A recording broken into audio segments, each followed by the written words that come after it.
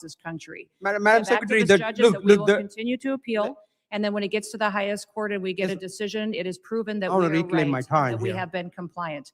I will also say, you Ma- talk Madam- about Madam deporting of Secretary, US let Do me- you want me to answer your questions or not? I do, but let me, you haven't been telling us the truth. Look, there have been at least 170 known cases of citizens being arrested or detained by federal immigration agents this year alone. This is the truth.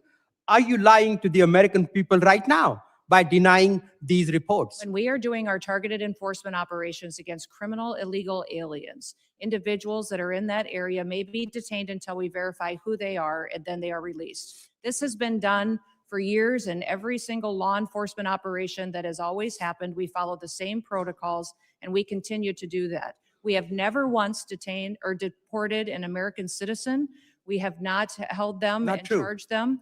When we find out Not and true. verify their identity, then that is when they are released. You also asked about ICE agents going far enough. Sir, I will tell you that every single ICE agent, CBP agent, federal law enforcement officer that's out there doing their work every day, none of them will rest until our communities are safe. None of them will rest until Secretary terrorists, Noem, criminals it is a fact that off you of our ignored federal streets orders. and our children and our grandchildren can grow Let up me in a reclaim country my that time truly here, is please. safe. Let me reclaim. Secretary Noem, it is a fact that you ignored federal court orders in March and in May of this year. Do you plan on ignoring more federal orders? We I'm always sick, I'm comply sick with all of, federal sick court of your orders. lies. And the American people demand the truth. Because you keep saying it doesn't make it true. I am sick of your lies. The American people are sick of these lies. American people demand truth. America is very happy that finally they have a president in the White House that gets up every day to keep them safe. Madam Secretary, your incompetence and your inability to truthfully carry out your duties of Secretary of Homeland Security, if you're not fired, will you resign? Sir, I will consider your asking me to resign as an endorsement of my work. Thank you very much. Thank you, Mr. Chairman and Ranking Member, for holding this hearing today. The greatest threat to the homeland right now is a Department of Homeland Security that the American people no longer trust, a department actively undermined by its own secretary. This is on you, Secretary Noem. Today's hearing is supposed to be about worldwide threats, but Madam Secretary, under your watch, the threat is coming from inside the building. Because when DHS, the department charged with keeping Americans safe, is caught breaking the law, lying to the American public, systematically dismantling oversight, fueling bigotry, and targeting vulnerable communities, trust is broken. Let's start with the basics. How can we trust your department with you at the helm? The American people deserve an answer, even if you've spent the past year dodging accountability like it's your full-time job. We need to talk about oversight. Oversight is not optional. It is not a courtesy because you feel like it. It is not something you entertain only when it's politically convenient to you. Yet, time and time again, Secretary Noem, you have treated congressional oversight as an inconvenience at best, and at worst, something to be invaded, ignored, or denied altogether. Republicans on this committee may be willing to hand over their constitutional duty in order to kiss this administration's butt cheeks, but I am not. I will never. My district is not, and the American people sure aren't. While Republicans turned this hearing into a praise fest for your failed tenure, communities across America, including mine in New Jersey, are made less safe because DHS under your leadership has become unproductive and malicious. All of the thank you that we keep hearing from across the aisle, there's no thank you from me. And we see the truth that you're trying to hide. The truth is you are deeply unqualified for the post you hold. This is on full display in the way you treat the people in this body, myself included, who have been elected to serve our communities and keep them safe. Representative Grajava, Senator Padilla, myself and others whose character, integrity, and bodies were attacked by your department without evidence and without apology. Far beyond being disrespectful, you have shown a complete disregard for the oversight authority granted to us by law. You have repeatedly shown that you will target whoever you want, whenever you want, without accountability. members of Congress, members of our communities, and even American citizens, as many of my colleagues have continued to point out today. Secretary Noem, that's not leadership. That's not democracy. And that is not how this works. Again, this is not just about you. Don't want you to think this is just a pick on you day. This is about the Trump administration that has turned DHS into a political weapon. So I'll ask you this. Is Trump embarrassed by your tenure, or is this exactly the kind of god-awful leadership he wants at DHS? Yes or no? Ma'am, we've already conducted more.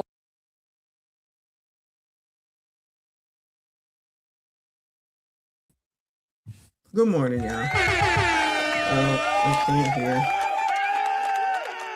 Good morning, good morning, good morning. Happy Monday, besties. We back at this bullshit, child. Everything is still how you talking to her? I mean, yeah, she works for Donald Trump. How the hell she know how Donald Trump feel? And just say that she really does. Just say that he's sitting somewhere saying, F all these on my first. You think she really gonna sit there and tell them that? Child, you should have seen the dude that was just on before this black lady was on. Child, this is just a humiliation ritual as far as I'm concerned, because child, they ain't gonna get to nothing. All they doing is throwing insults, and then she's supposed to answer back. Child, I could never do this. This is why I could never do this, because child, I'd be like, fuck all y'all, and then I go to hell out. It's not Sunday. Lord's gonna forgive me. I will ask for repentance on Sunday, okay?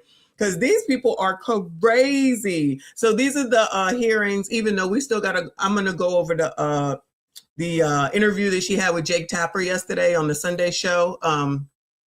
Whatever his show was called, and take a look at that and see what they got to say. But this here, liberal white woman, oh, you can't see. Oh, hold on. Liberal white woman. Let's see what she got to say, child. Comments that I hope you'll take back to the secretary and to the department. If there's anything that is clear about what is going on in this country, what is that the rhetoric and fear that is happening is at an all-time escalated high. And we're all describing different aspects of it. Fear of law enforcement, fear of citizens, fear of people who are legally in this country, because it's the rhetoric that is happening from the very top that is being decimated down level, and that is really, really dangerous. And one of the things that the secretary said was she is restoring the rule of law. That is absolutely not true. Because the rule of law is founded on two fundamental principles. That if you are going to be subject to a criminal arrest in this country, that there is probable cause to do so. You can't just snatch somebody walking into a coffee shop because of the color of their skin. There's no probable cause for that. And also that you will get due process. And that is not happening. And so what you're seeing is an overwhelming frustration of the American people in this country, that the lack of respect and regard for the rule of law by this administration, and in particular by this secretary, is at a level that we have never seen and violates all of the constitutional norms and all of the principles of legal fairness in this country.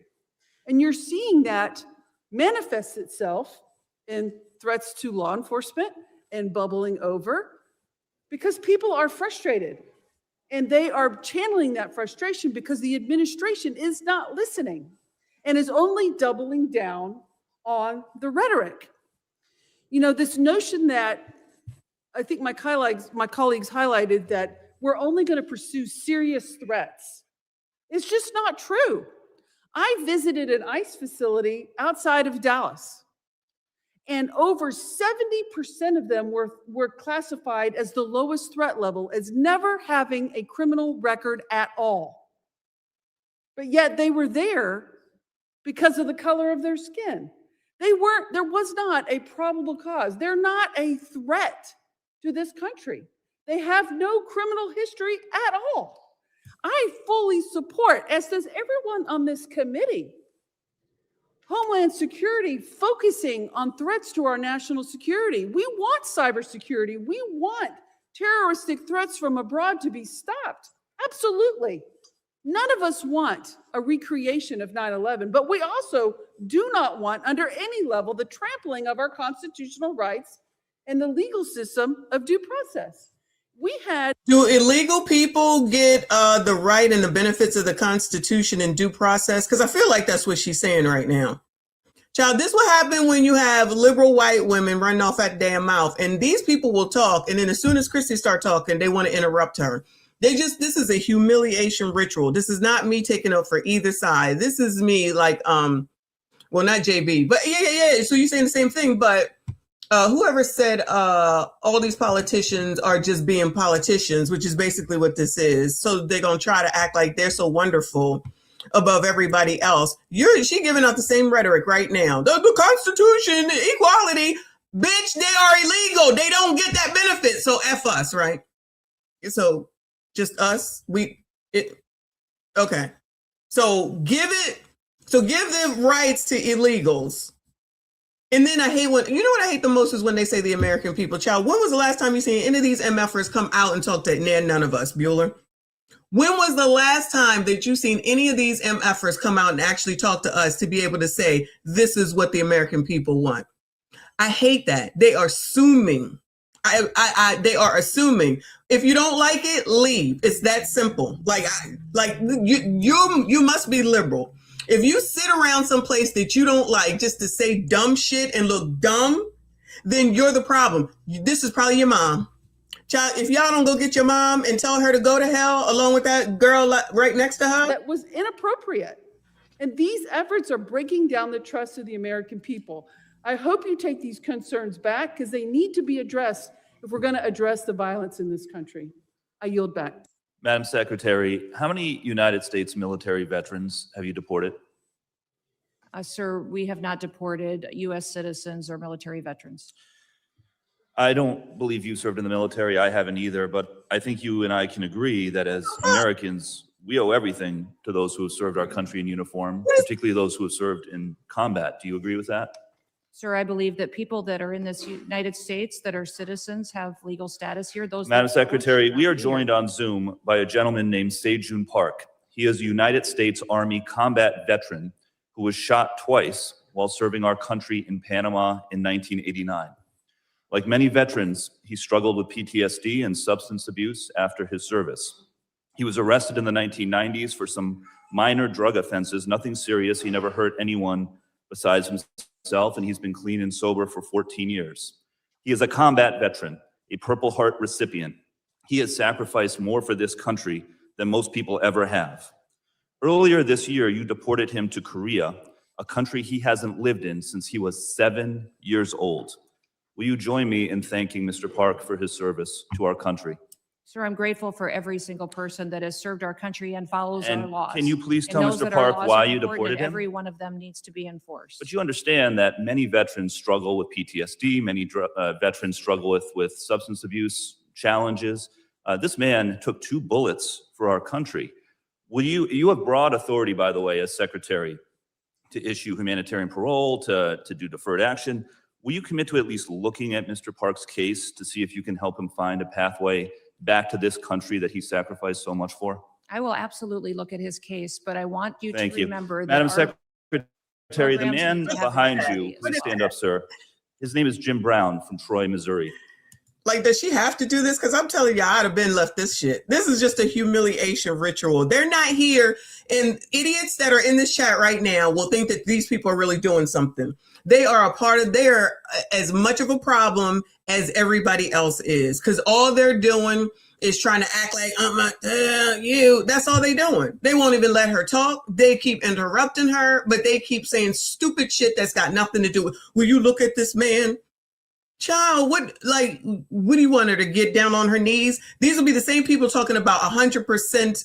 Nothing is 100%, but they won't sit up here and acknowledge, like, what are the percentages of the people that were taken out of here, not deceased, taken out of here in error compared to the ones that they got correct? Let's look at that. There's always going to be mistakes. So to sit up here and try to act like she's doing something wrong, and I don't know that she is or not. Yeah, I think what she said when this crap first happened was inappropriate because she didn't have any details to be able to be saying that. But these assholes ain't better. Listen to them. This is what I'm saying. Listen to them. They just want to talk and then talk down, which results nothing. But some of y'all will support that like they doing something. Alejandro Barranco, the United States Marine veteran who is behind you, who also has two brothers who are United States Marines. Will you thank Lance Corporal Barranco for his service?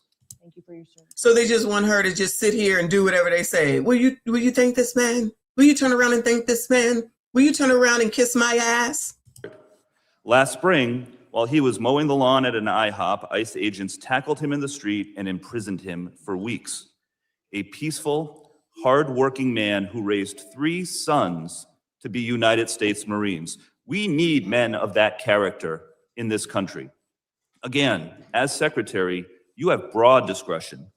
Will you consider Lance Corporal Barranco's father for parole in place to stay in our country, owing to the fact that he has contributed to our country by raising 3 United States Marines? This is an opportunity to remind everybody that every person that's in this country illegally has an opportunity to voluntarily go home and come back the right way. He Follow raised our 3 laws, United and States we will Marines. facilitate that. Oh, wow. He don't like what she's saying? Interrupt. 30 years. You have discretion. You are choosing not to use it. Madam Secretary, you promised America that you would go after the worst of the worst. But these people are not the worst of the worst. A Purple Heart recipient, a military spouse, the father of 3 Marines. And it's not just veterans and military families. You are locking up and deporting children with cancer, mothers with babies in the NICU, United States citizens.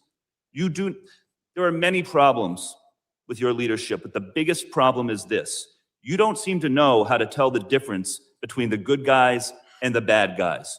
Go after the bad guys. Now we got to be talking about the one-off. Somebody happened to be in the hospital. Somebody happened to have a baby. That's not the damn norm, but that's what they want to go. Because this is what politicians do.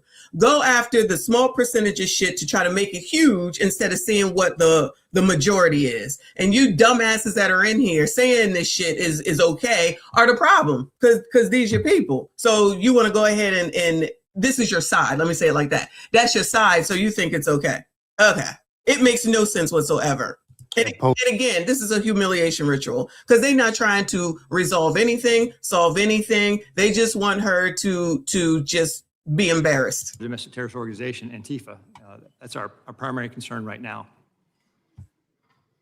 All right, that's what President Trump did. What does the FBI say? We share the same view. When you look at the data right now, you look at the domestic terrorist threat that we're facing. Right now, what I see from my position is that's the most immediate violent threat that we're facing on the domestic side. So where is Antifa headquartered? What we're doing right now with the organization. Where in the United States does Antifa exist? If it's a terrorist organization and you've identified it as number 1. We are building out the infrastructure right now. So what does that mean? It means it's being built. We trying to get the information. You say Antifa is a terrorist organization. Tell us as a committee, how did you come to that? Where do they exist? How many members do they have in the United States as of right now? Well, that's very fluid. It's ongoing for us to understand that. The same, no different than Al Qaeda and ISIS. No, I don't want you. I'm asked one question, sir. I just want you to tell us. If you said Antifa is the number 1 domestic terrorist organization operating in the United States, I just need to know where they are, how many people.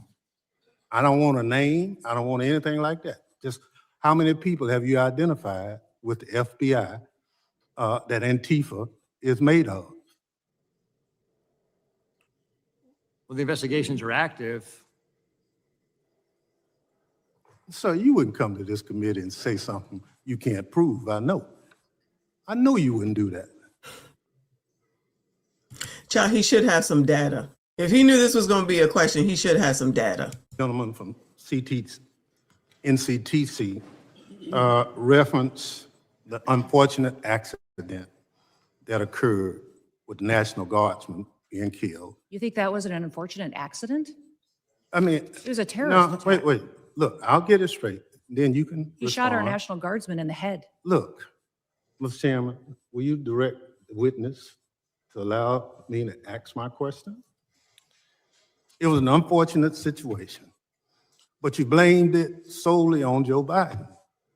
I want you to know who approved the asylum application for this same person. Mr. Thompson, this individual that No, came no, into the country. No, I want to know who approved. Congressman Thompson, I want No, you to no, understand, no, when this individual came no, into the I'm not- country, I'm he not came gonna let you- under I'm not going to an let you. evacuation of Afghanistan under Operation Allies Welcome, was thoroughly vetted by the Biden administration at that point in time, allowed into our country, and then was never followed up. I want to remind Reclaim everybody my in time. Congress. Reclaim my we- time. We follow the law, and every asylum is supposed to have a check-in every single year, and the Biden administration failed to do that. They vetted this individual, allowed them into our country, and did not do due diligence. Witness will allow the gentleman to ask his question. Yes or no? Who approved the asylum claim? The application on the asylum was thoroughly filled out by information that was gathered by the Biden administration. So the His Biden asylum- administration approved the The asylum. asylum application was put into place under the rules established by the no. Biden administration. Reclaiming my time. I don't want to file perjury charges against you, but I'm of the opinion that the Trump administration, DHS, your DHS, approved the asylum application. The asylum application moved forward under all of the information and vetting processes that were put in place under the Biden administration, which is when vetting happened. And that's what President Trump has changed. Under President Trump's Reclaim administration, my time again. when It's obvious you don't want to answer the question. Mr. Kent, you want a shot at it? The individual was vetted to serve as a soldier in Afghanistan, and that vetting standard was used by the Biden administration as a ruse to bring him here. Had we followed the standard operating procedures for special immigrant visas, Reclaim my time. that individual No, and none of the allies welcome no. people would have come to America. That's No, on Joe no. Biden. Gentleman's Just time has answer the- expired. That was the answer. Point of order, Mr. Chairman. That was a murder that took place in DC. It was not an unfortunate incident. And those comments are effing disrespectful. Thank you, Mr. Chairman, and I agree with my colleague from Texas. It is a tale of two cities.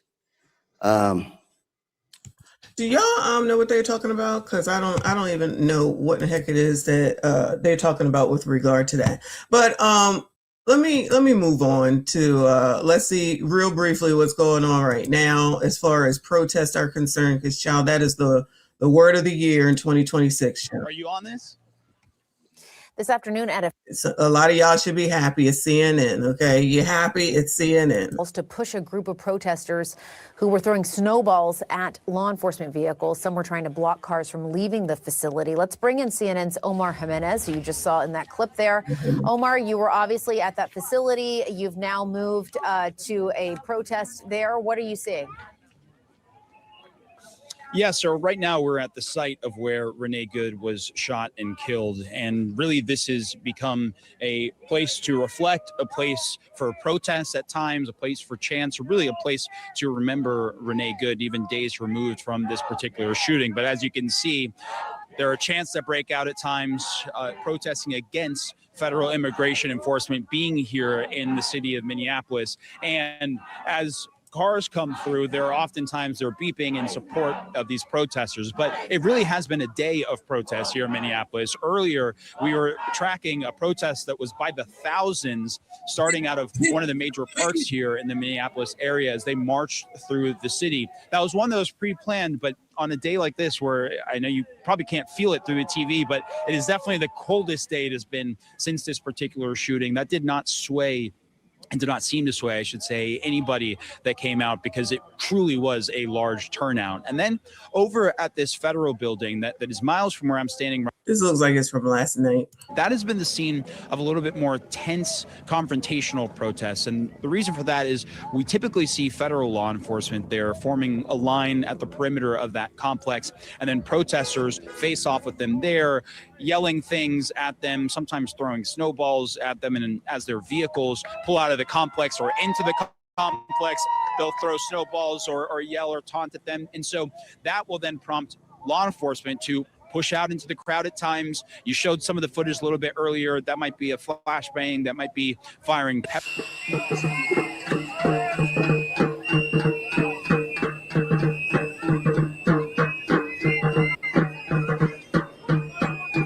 This is what's currently going on. Back to being outside making a bunch of noise. Shout out to Mr. Too Fresh. I appreciate you, hun. He said, this is how they ask questions, Messy. High school games. Are you gay? No. Do your mother know you're gay? No, you're stuck because either questions make you look bad.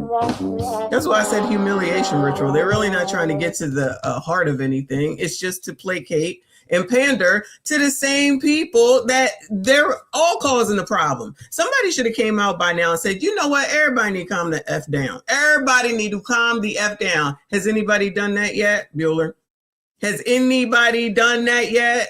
I ain't heard nobody say it's time for everyone to just calm the F down. That would be agents. That would be protesters. That would be Timmy, Jake, what's the Minnesota's AG's name that is under investigation, child? Or Trump and JD, all of them had to charge it up.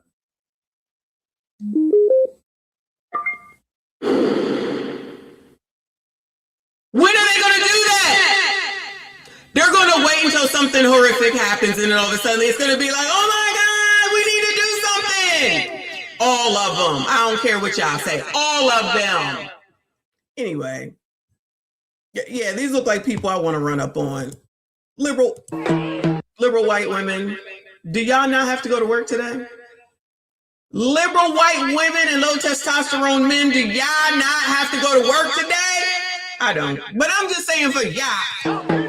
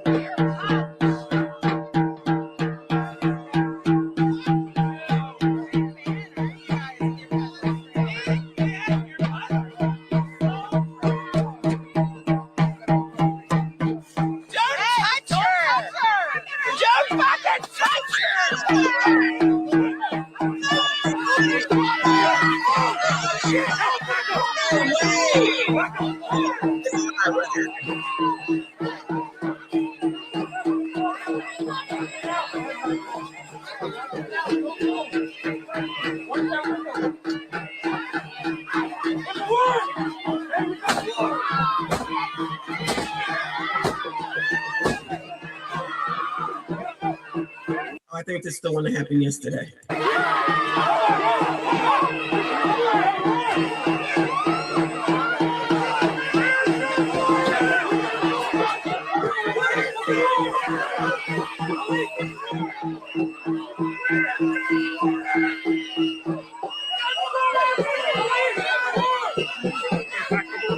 It might be a little dangerous. Thank you. Thank you. A little bit more, a little back behind it. All right, you're good.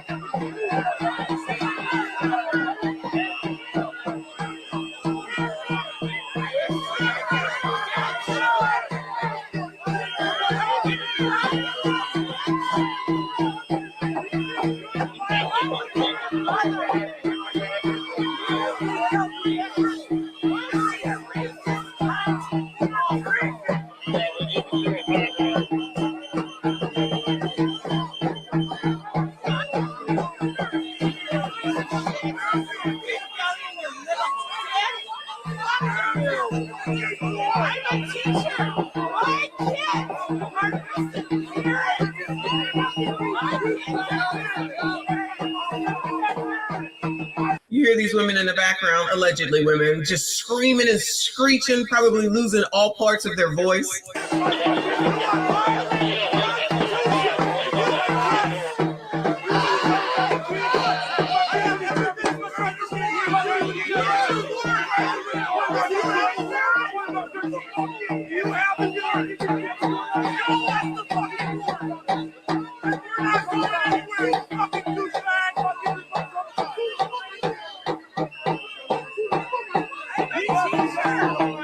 Well, one second they got a good beat, and the next second they don't.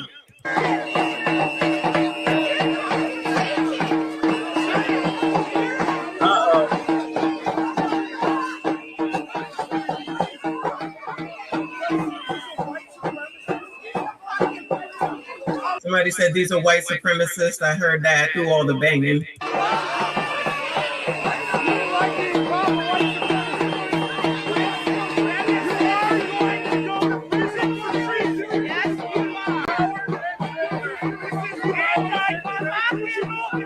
I'm trying to decipher what they're saying. You are going to go to prison for treason. Just repeating what they say in case you didn't hear it.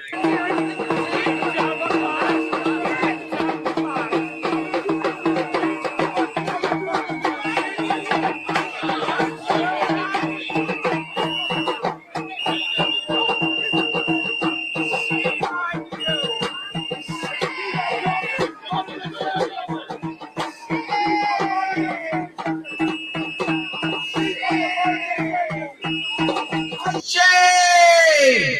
Shame! In case y'all didn't hear, shout out to MTR.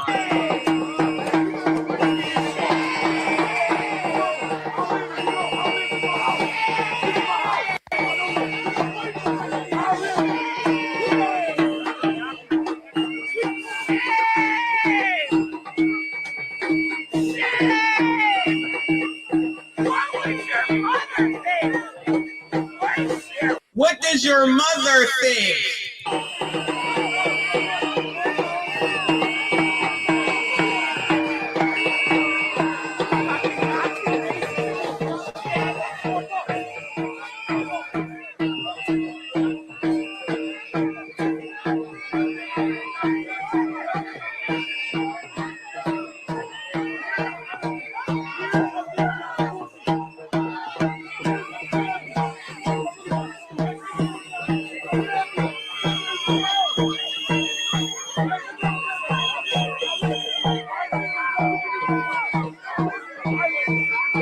Uh-oh, there he is. Uh-oh.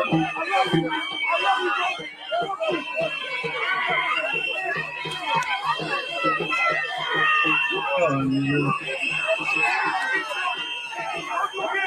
That's crazy.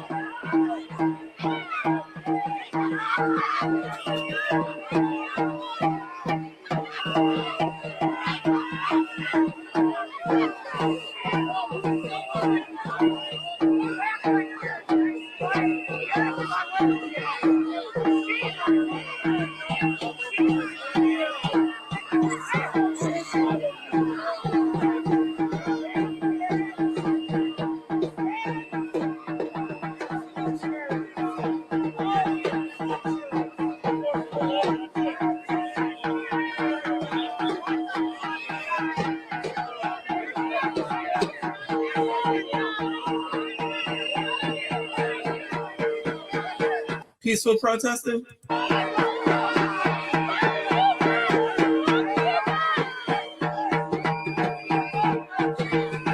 Timmy, you ain't got nothing to say. Jakey, you ain't got nothing to say. Shout out to Night Jade. She said, thank you, boo.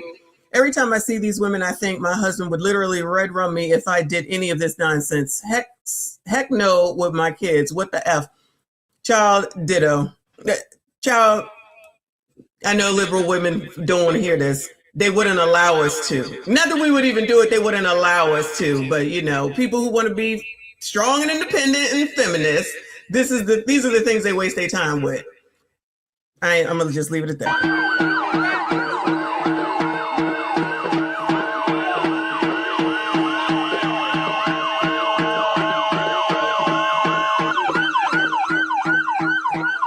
Let me tell you right now, Nigel, if I went and I said, I want to go out there and protest, he'd be like, what the fuck is wrong with you? And it probably would just look at me first like I was crazy and then roll his eyes and go back to watching TV. I promise you.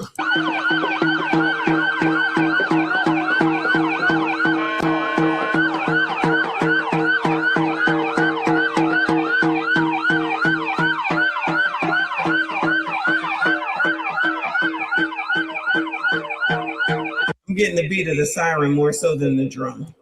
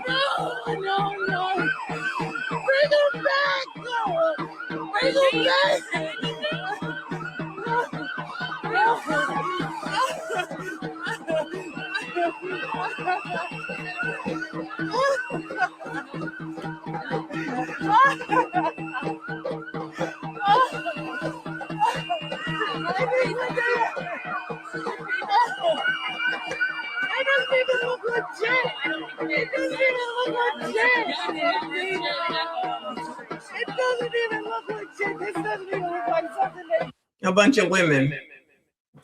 A bunch of women. Seriously?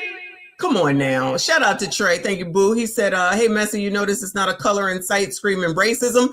I wasn't going to say it, child. I wasn't going to say it. But I'm sure somebody will come through and say it at some point.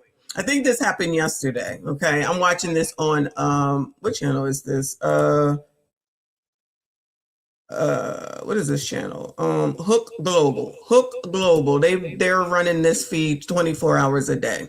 Thank you, Boo. Shout out to Uncle Rick. I appreciate you. He said dummies. Every single one of them. She ain't sharing that million with none of y'all. 1.5. Don't forget the 0.5, child. Don't forget the 0.5. Okay.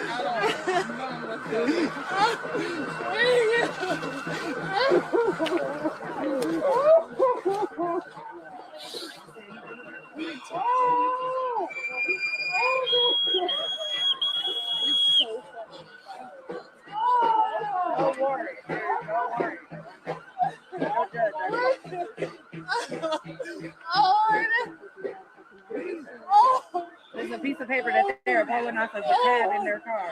Yeah, because you can tell from right over here. This is insane. I don't even think it's a there. Yeah, it's remember not to sign any papers without having a lawyer. From the district court. From the Department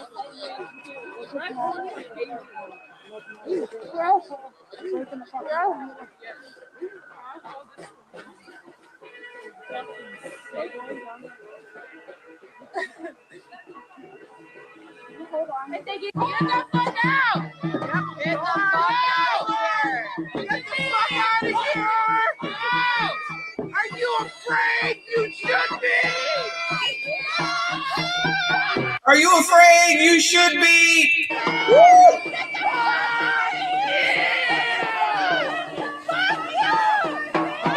F you!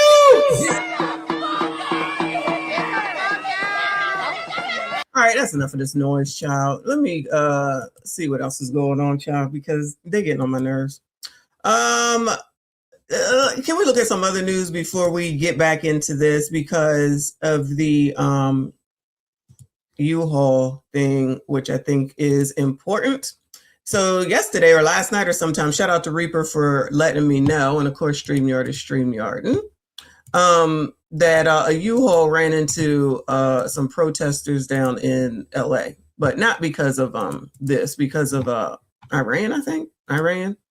Good morning, Kofa. I appreciate you, Boo. He said, imagine the neighbors that don't want nothing to do with this. That's what I was thinking. Can't even smoke a cigar piece. I'd be mad AF. You already have to worry about the planes. Imagine having to then turn around and worry about this. I was thinking the exact same thing. Bringing property values down all over the place, child. Anyway, let's hear what they have to say through KTLA. Tensions flare in Westwood today, where thousands of protesters lined the city streets. Those protesters are calling for a regime change in Iran after hundreds of Iranians were killed by their own government during recent protests in that country. Here at home, an apparent supporter of the current Iranian regime drove a U-Haul truck through the crowded streets in Westwood, nearly crushing children and others who were protesting the violence in Iran. Meanwhile, Iran remains under a widespread internet blackout imposed by their government in response to large-scale protests across the country. KTLA5's Carlos Salcedo is live for us in Westwood with more on this story. Hi, Carlos.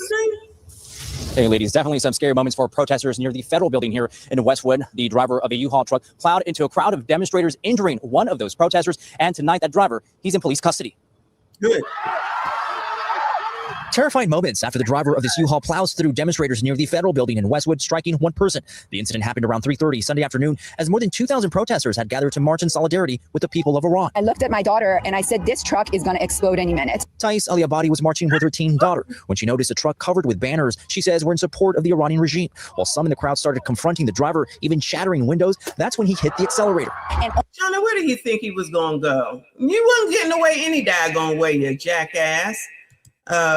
But add self-hating black woman to my list of names, child. Just add self-hating black woman, because typically it's always black people that give me the hardest time, child. Used to it. Say something new, child. Say something new. Anyway, come on, child. explode any minute. Thais Aliabadi was marching with her teen daughter when she noticed a truck covered with banners she says were in support of the Iranian regime. While some in the crowd started confronting the driver, even shattering windows, that's when he hit the accelerator. And almost hit a 12-year-old who was 2 feet away from me. And as soon as I saw that, I pulled my daughter to the side. I'm sure all you people that are loving the protest over there in all the other states about the ICE situation, do you love this too? Is this okay? Is this acceptable? And I started hitting the front side of the car, and there was a gentleman in there with a brown hat, and he looked very aggressive.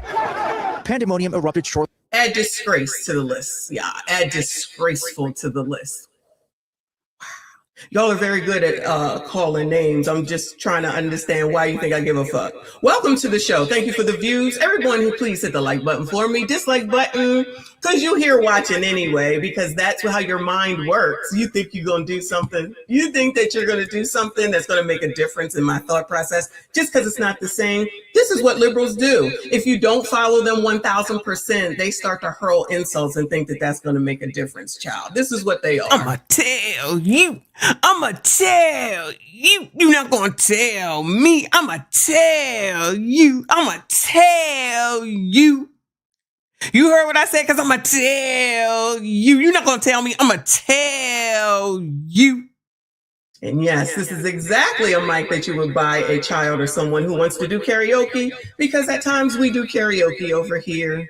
I know other people will be like, oh, you're such a kid. That's okay. That's okay. You don't know. Shout out to y'all for still watching though. Shortly after, LAPD officers seen surrounding the truck trying to calm the public. Initially, we didn't know what was going on with the suspect in the vehicle. However, the vehicle was cleared, so we didn't have the bomb squad respond. There was nothing suspicious in the truck. The driver was detained for assault with a deadly weapon. The marcher who was struck sustained minor injuries, declining medical treatment on scene. 47 years of suppression is that. Iranians in LA are condemning the deadly crackdown from the Tehran government against its own people. The protests have entered a third week, spreading across 100 cities, triggered by crippling economic conditions. There are reports that more than 500 people have been killed, challenging Iran's theocracy. The country resorted to an internet blackout in an effort to stamp out protests. I'm here because their internet's disconnected, and we're here to make sure that everyone in the world hears that and they know what's going on. Iran's supreme leader has blamed the United States for inciting the protests. President Trump has threatened to attack Iran if security forces turn violent. Unless we get rid of this terrorist regime in Iran, there's not going to be peace around the world. Again, I wonder if you liberals want him to go in. I don't know. Y'all want him to go in there because y'all mad that he went into Venezuela? Or do y'all want him to go into Tehran, or are you upset about that too, Bueller? I'm just trying to understand. Do y'all even understand?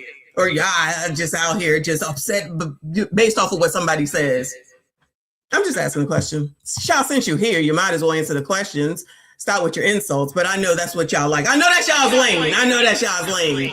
Can absolutely do nothing but go out here and make noise and toss insults. That really resolves the problem, which is the same way that hearing was doing. But moving on, child, moving on. Let me see. Protesters attacked the driver after truck speeds through Iran demonstration in Los Angeles. This morning, President Trump says Iranian leaders may want diplomacy as the U.S. escalates threats against Iran's government. They want to negotiate. I think they're tired of being beat up by the United States. I thought we weren't supposed to be making any wars, though, child. What happened to that, Trump? I thought there was going to be no more wars, sir. A meeting is being set up, but we may have to act because of what's happening. It comes as President Trump considers possible military action in Iran, with a human rights group now claiming more than 500 people have been killed during a government crackdown on protesters. We have evidence of military-grade weapons being deployed on individuals protesting in the streets, and this is absolutely unacceptable. The crowds are angry over the state of the economy and record-high food and gas prices. The anger on the streets in Iran spreading to major cities around the world. And in Los Angeles, a man is in custody after driving this U-Haul into a crowd protesting the Iranian government. Honestly, this is the kind of foolishness that you do have to be worried about when you do go to protests, right? Because there's always going to be crazies crazying. There's always going to be crazies crazying. That's why I'm like, why would you take your kids? And where are you going if you have kids that you have to attend to? I mean, child, your choice, your choice. Video shows the chaos as the truck moves through the protesters. The truck bearing signs reading "No Shah, no regime. USA, don't repeat 1953." The crowd eventually pulling the driver out and attacking him before law enforcement took him into custody. Meanwhile, Iran has already threatened to target American and Israeli military bases if the U.S. intervenes.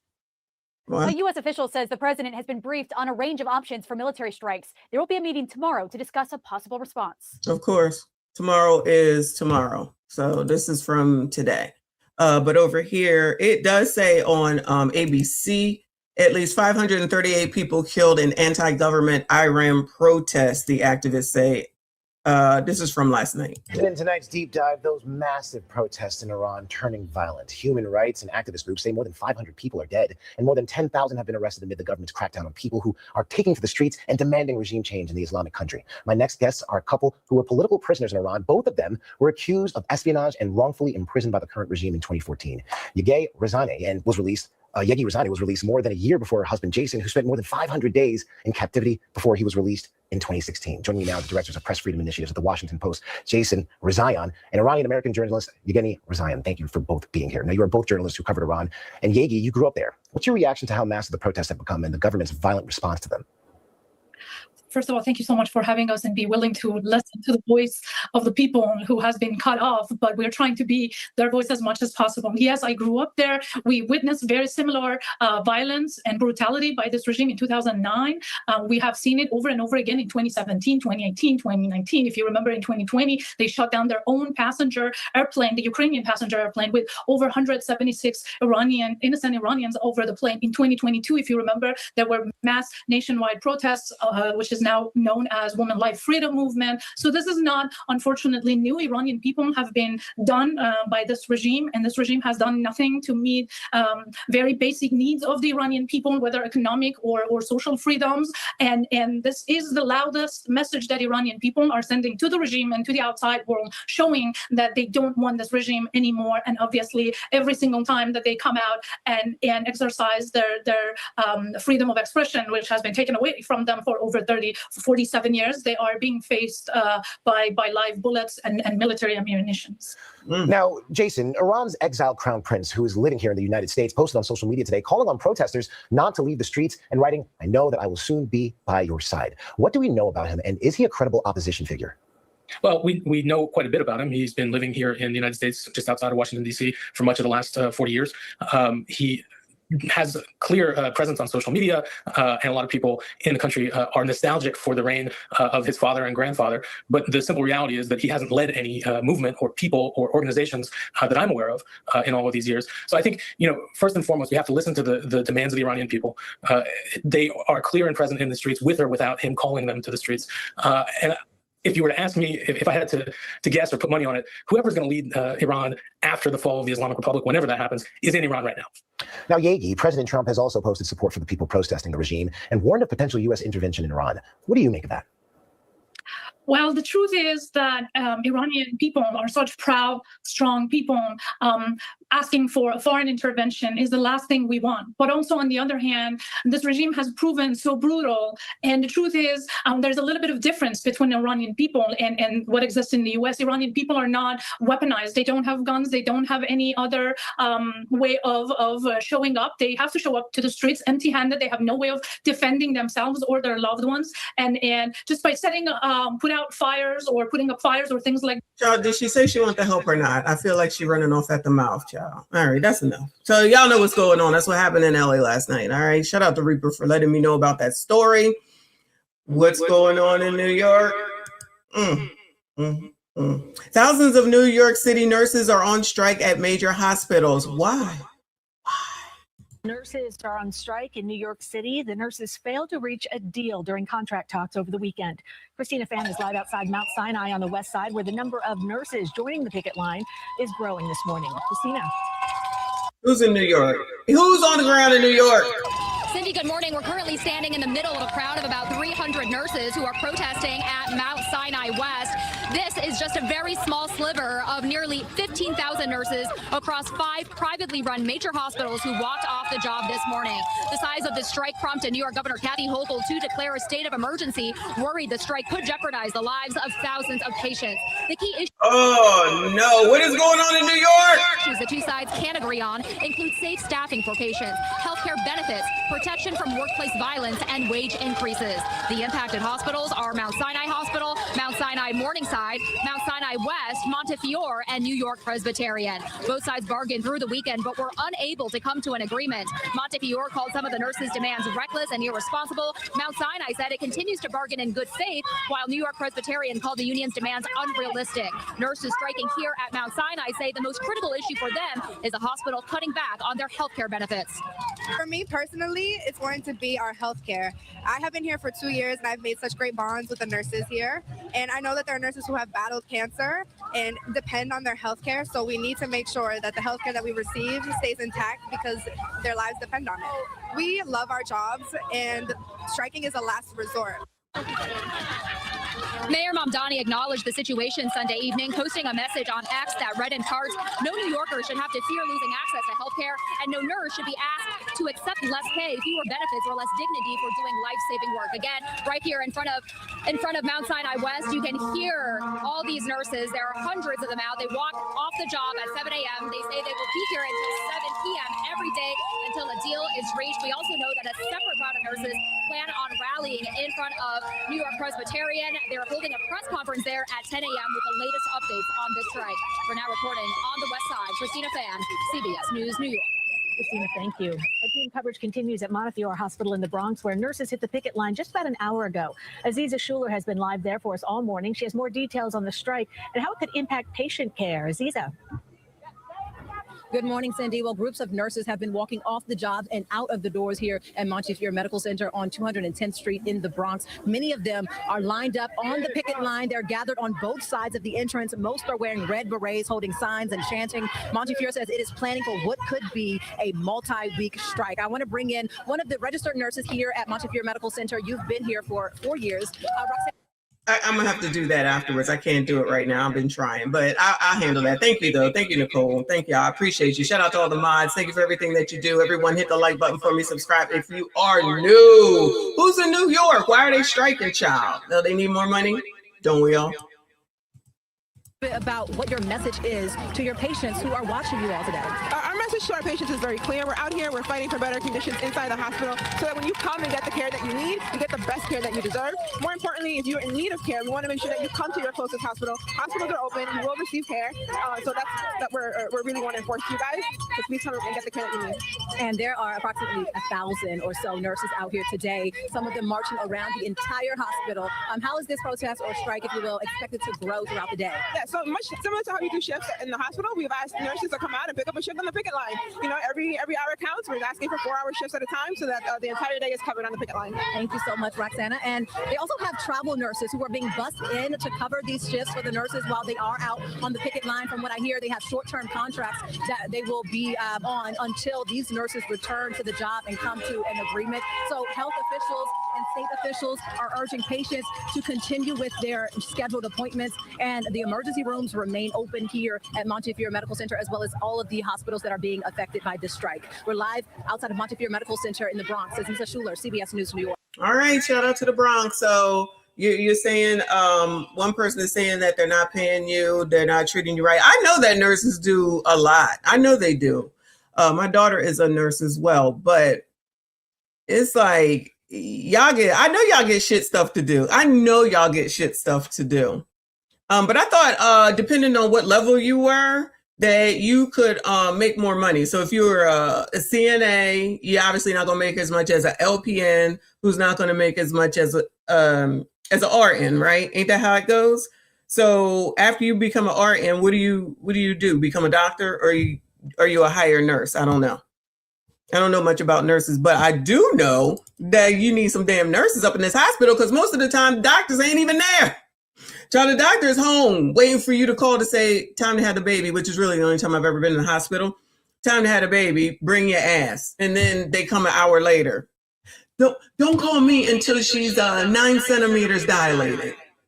Day home or on vacation. I'm just saying. Anyway. All right. Well, we got to see what's going on in with the nurses, because I don't think that people are like paying attention to anything else other than this stuff right here or the Minnesota stuff. So that's why I wanted to make sure that we brought this up. Let me go over here to BCP, of course, because, no. Let me tell you this first, then I'll go to BCP in case y'all didn't know. Over in Portland, a police officer has been reassigned after comments on the Minnesota shooting. So this is what I've been saying about so it's Monday today. This is as of 14 hours ago. So that's what I'm saying. All these people that are out here, they, protesting, they run off at the mouth, they wild and they acting crazy. In the name of what? At the end of the day, for them, I'm not really sure. Do your thing though, right? So when your companies see you out here, your jobs who are already looking for reasons to get rid of people, okay? And then they give you this, you don't work here no more. Just say some of these people called out from work, because a lot of us has been asking, do these people work?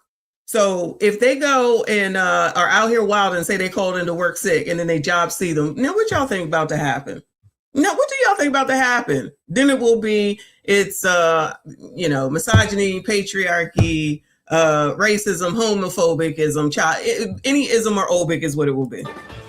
A Portland police officer at Portland protest reassigned after making comments about the Minneapolis shooting death. Tonight, reaction from Portland's police chief and the mayor. Welcome to Coin 6 News. I'm Lisa Balick. That police officer being reassigned after a social media video captured him making comments about the Minneapolis shooting, how he would perhaps have responded if he was there at the time. Our Ariel Salk joins us live outside the Portland Ice Building in South Portland, where protests again are underway. Ariel?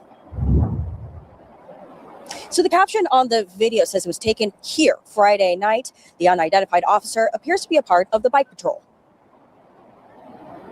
We are waiting on permission from the person who took the video before we can share it. But from what I saw, a Portland police officer was in the middle of a heated verbal argument with a protester Friday night. You can hear someone off camera asking the officer if he too would shoot Renee Nicole Good, the woman killed by an ICE agent in Minneapolis. He responds by saying, if she drove a car at me. Now, why would he answer that question?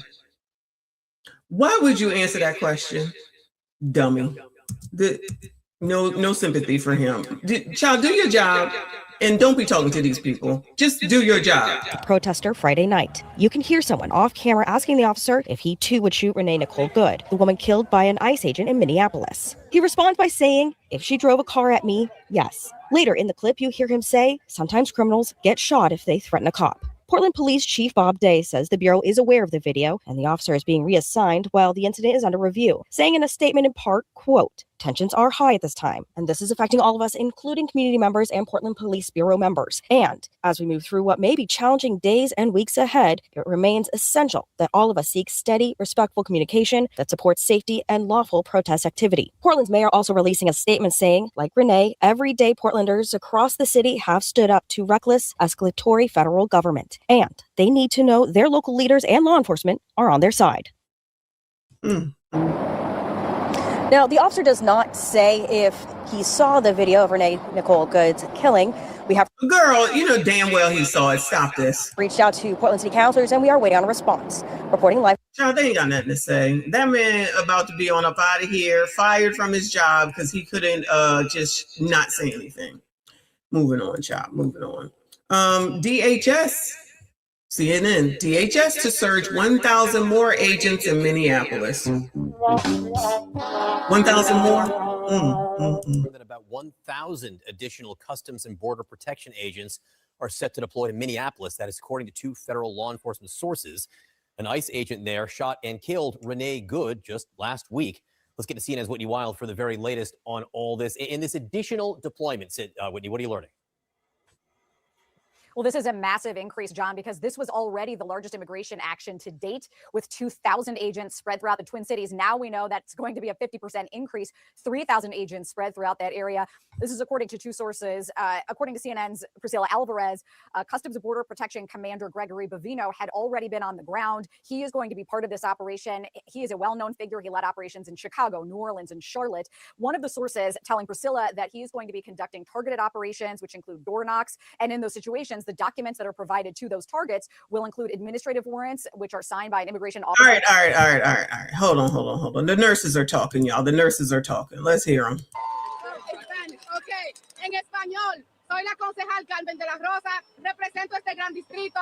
Para mí es un honor estar aquí, porque represento a la comunidad en donde esta institución vive y trabaja. Y para nosotros, tener un contrato digno para nuestras enfermeras significa levantar familias, significa levantar a nuestra comunidad. Child, who can interpret? Who can interpret what she's saying? Interpret what she's saying. Hospital y ellas y ellos son los enfermeros que cuidan de nosotros. Ahora es el momento de que esta institución haga lo correcto, venga a la mesa y negocie un contrato digno para todas nuestras enfermeras. Gracias. Gracias. I'd like to take a moment to thank New York City Assembly member Manny de los Santos, whose district we in. New York City Assembly member Al Taylor, whose district we also in. Also acknowledge a thank you support to New York State Senator Robert Jackson. We are in his district. We would like to thank New York City Council member Mercedes Narcisse, chair of the Council of Hospital Committee. We would like to acknowledge and say thank you to New York City Council member Lynn Schulman, chair of the Council of Health, and Chief of Staff Jonathan Butcher in attendance. We would like to say thank you to our Reverend Kirsten John Foy. Thank you for being here and always have our back, President and CEO of the Art of Justice. Thank you. Now I would like to bring you another fearless Presbyterian nurse who works in the ED, who's been here day and night trying to tackle management, where she would sit in a room for 12 hours and management would only show up for 10 minutes. Aretha Morgan, Presbyterian nurse and board of director of New York State Nurses Association. Good afternoon, everyone. My name is Aretha Morgan. As Nancy just said, I'm a nurse here at Presbyterian. I've been a nurse for 34 years. We are out here today and not inside because there's a problem in the hospitals. There's a problem of safety. We nurses don't feel safe to be inside there. Right. Not only are there not enough nurses to care for our patients in a timely manner, they have laid off nurses and nurse practitioners, spreading us even more thin. This could not have come at a worse time due to the fact that we are facing a flu outbreak. The worst that the city has seen in a recorded history. Infants, children, and adults are coming into this hospital critically ill with the flu and have less nurses and nurse practitioners to take care of them. We are also facing extreme workplace violence. Countless weapons are entering these hospitals, and many of us have been beaten, hit, slapped, punched, stomped, you name it. And we have asked these hospitals. Do nurses get hazard pay? Sounds like they need some hazard pay. That's crazy. To put in place workplace prevention, workplace violence prevention, over and over and over again. But they refuse. How can we care for others when we are not safe? And to add insult to injury, my hospital, New York Presbyterian Hospital, would not even give us a fair contract. Their executives have told us that they're going to cut our health benefits and pension. They told us that. Oh no, they're going to cut back on their pension and the health benefits? Oh hell no. Can't nurses go? Can't they work anywhere? F them. I mean, that's nice that they're going to fight, but I'm not sitting up there working and being attacked and then not getting no health insurance and not getting no pension either. No, hell no. No, I ain't going to be there either. We gave them a 10-day strike notice that they will fight us back powerfully. We know that CEO Steve Corwin got 58% pay hike in 23 and 24. He went from ranking $14.6 million to 23 million. 26. And now he wants to cut our health benefits and pensions? I don't think so. I don't think so. Oh yeah, I would definitely quit and move on. Can't nurses get jobs easily somewhere else or something like that? Hell no. I don't blame them. I'd be going too. Fuck them. Moving on to BCP. So Democrats beg for mercy. Get your lives together. Get your minds right. After Trump cuts off food stamp funds and aid to Minnesota over Somali fraud. Oh no, seriously? Oh. Lord, help your people. Trump administration just announced that the USDA will be freezing all funds to Minnesota. The USDA is what is used to pay for things like SNAP, WIC. This is 17 hours old. Did he do this yesterday? Our national school lunch program. We use the federal funds to provide universal breakfast and lunches to children here in Minnesota. The USDA provides grants for our farmers here in Minnesota. It supports local and small businesses.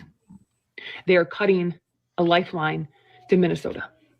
And they've already cut the funds for childcare to Minnesota. This comes just days after Minnesota House GOP representatives went to Congress and testified that there is massive fraud in Minnesota and it's all Walz's fault.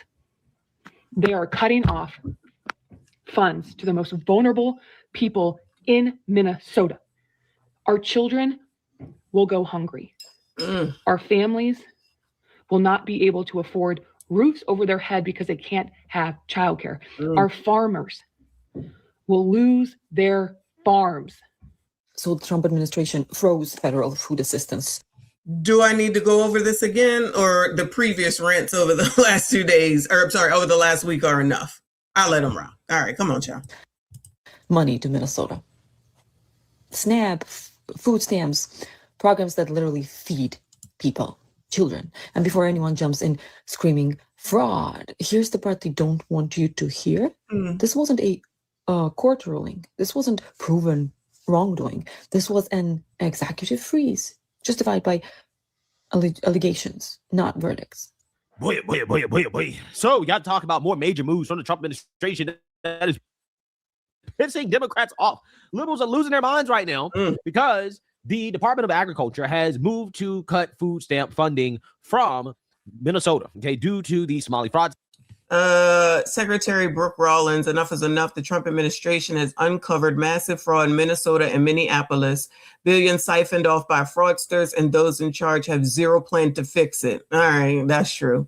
Today, USDA is suspending federal financial awards to Minnesota and Minneapolis, effective immediately until sufficient proof has been provided that the fraud has stopped. Oh, no. No more handouts to thieves. Time to drain the Minnesota swamp and put American taxpayers. Oh, no. Oh, no. Child, we know that people like free stuff, child. If we don't know, nobody knows. We like free stuff. So we came out here to get all this free stuff. But then the call saying, you can't get the free stuff. What?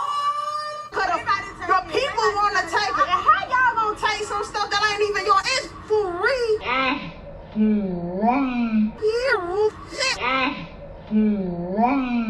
So I got my 2 baskets and took the bus or whatever.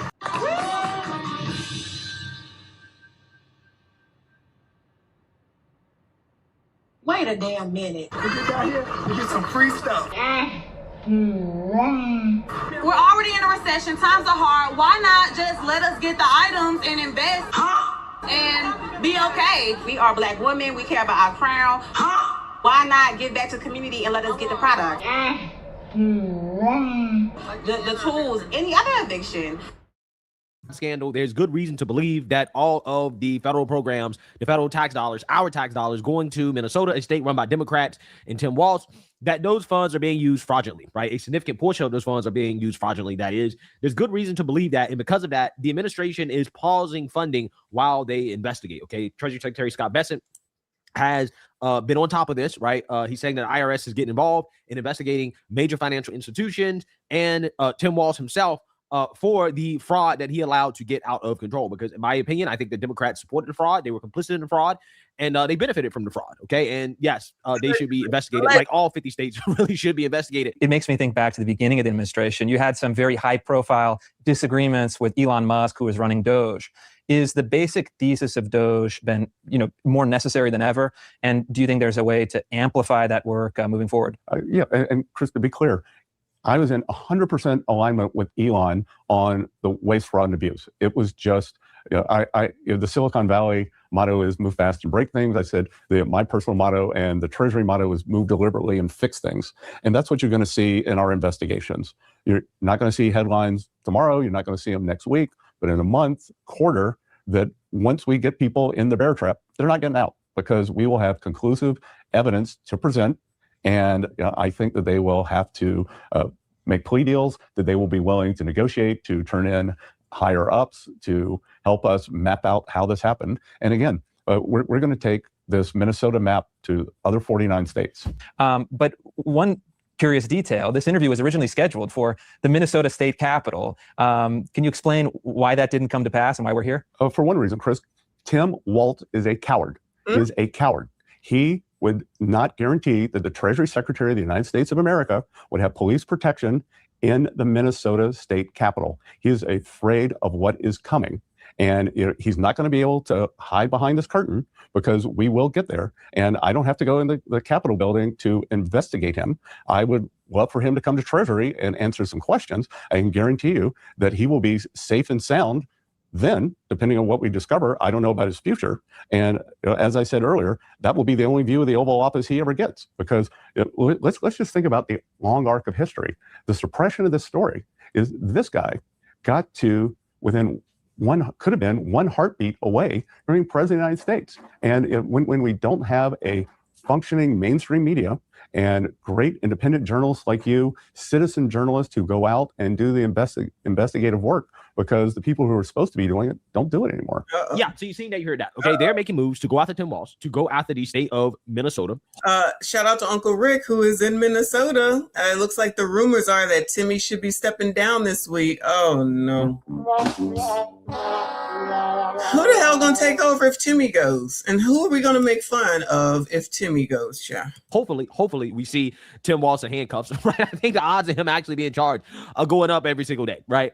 Again, I think this is the reason why he decided that he was going to not run for re-election, because he's certainly guilty, right? He certainly allowed this to happen. Allegedly. And he can't explain his way out of it, right? And I think that's why he's basically calling it a career, right?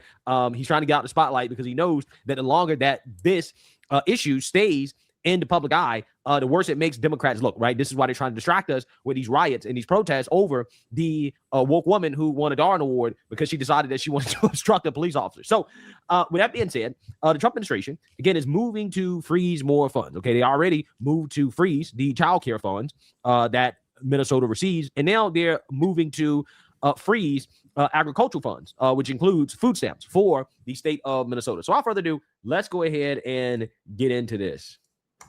Good morning, Molly. The Trump administration says they want accountability in Minnesota, so they've taken a series of actions that they say will continue until there's proof that the alleged fraud has stopped. Agriculture Secretary Brooke Rollins is suspending nearly $129 million in USDA awards to the state of Minnesota and city of Minneapolis. She's highlighting the $250 million Feeding Our Future fraud scheme, which she says involved USDA funding. Rollins is now giving state and local leaders 30 days to hand her agency justification for the federal dollars the state spent from January 20th of last year to now. The Treasury Department is acting too. Secretary Scott Bessent says the agency is auditing financial institutions that help process funds in Minnesota, and it's also investigating 4 money services businesses in the state. Our team at FinCEN has just provided formal notification to these businesses that they are under investigation. But the administration is hitting a legal roadblock. Earlier this week, it froze $10 billion in federal aid for social services in 5 Democrat-led states, including Minnesota, California, and New York, over the concerns about fraud. A federal judge has blocked the move for now after state officials argued it could put vulnerable Americans in jeopardy. If he doesn't happen to like blue states, I guess that's a personal preference for him. But what he can't do is use the law to punish people who just because he doesn't like them. I know. This is the dude that was caught on the damn phone call. Child. Well, it's not because he doesn't like you. It's because you're using the funds fraudulently, right? I really don't understand. How is it that we have a system where the federal government can't even ask these states, hey, who are you giving the money to, right? The federal government gives the money to the states. They say you only can use the money for these things, but the federal government doesn't have the ability to actually audit the states, right? Like, it's amazing. Now, that's the word that no one has ever said and still hasn't said, the audit, the compliance, who's on the oversight of all of this stuff. And again, why are they not just giving the information up? Just give the information up. Give it to the government, child. Give them everything. Because if they didn't know what to give, then why are they then saying, oh, somebody broke in and took our files? Well, child, if y'all didn't know what to give them, why are you telling us that somebody broke in and took your files? It sounds like you know, but you be bullshitting. Just give the information. This is the same difference. Yeah, I got to go into it. This is the same difference of these funds that go to this state and they're not being cared for properly. They've been caught. Admit what you did. Figure it the fuck out. Give them what they need, right? When the people who are on assistance or on the child care, on the food stamps, on the Medicaid, on to this, on to that, then you are beholden to the damn government. So you can continue to depend on them for your life and your livelihood all you want to, but then shit like this happens. That is mostly political. I mean, yeah, there's alleged fraud. Let's just take that off the table for a second. But right now, all this is turning very political. Each side saying the other side and all this other shit and what this one is doing, what that one is doing. And are they thinking about those people that are getting on TikTok crying, boo-hoo, whining and crying, as he's about to say, about how you're not getting this and how you're not getting that? Y'all was crying because you didn't want to work the 20 hours or volunteer for 20 hours because you were so used to just getting food stamps for free and not having to do anything about it. Now that someone is changing the rules, you don't like it and you think you have a say. You never have a say when you depend on someone else. And y'all want to depend on the government and think that they gonna sit up here and take care of your ass. And then when you got something to say that they gonna listen to you, it don't work like that. But y'all keep doing you. We'll see how it turns out for you. Probably not good. Shout out to Mr. Too Fresh. Thank you, honey. Said, Messy, is that the reason that Timmy is losing weight? He's scared he might go to jail. I don't know, but he definitely losing weight. He definitely is losing weight. It's funny how that works. Okay, that's literally how our welfare system is set up. I've talked about this before. The states are literally suing the Trump administration so that they don't have to give the federal government a copy of who is receiving food stamps, right? Federal. Imagine you've been getting taken care of by someone for years, and then they're like, you know what? I'm gonna need an audit, and they're like, child, I'm not giving you shit. And then they say, we're not giving you no more. And then you say, oh my God, how could you do this to me? Give them the shit. All you gotta do is give them the shit. Now, if you was doing something wrong, like he was giving it to your other boyfriend, that's a whole different story. You was doing wrong, and you know you're not gonna get no more, and you're gonna get in trouble for that. Anyway. Tax dollars. The states are saying, no, we shouldn't have to show the federal government what we're doing with money. So how in the world is the federal government supposed to hold the states accountable for the use of federal funds if they can't see who's actually receiving the funds, right? It doesn't make sense. It doesn't make sense. But that's the world we live in. Our welfare system is broken, right? It's broken. It is structurally broken. These states, it's hard to hold them accountable. You have to jump through hoops. You have woke judges left and right, always trying to stop the administration from doing accountability and oversight. And it's making me sick.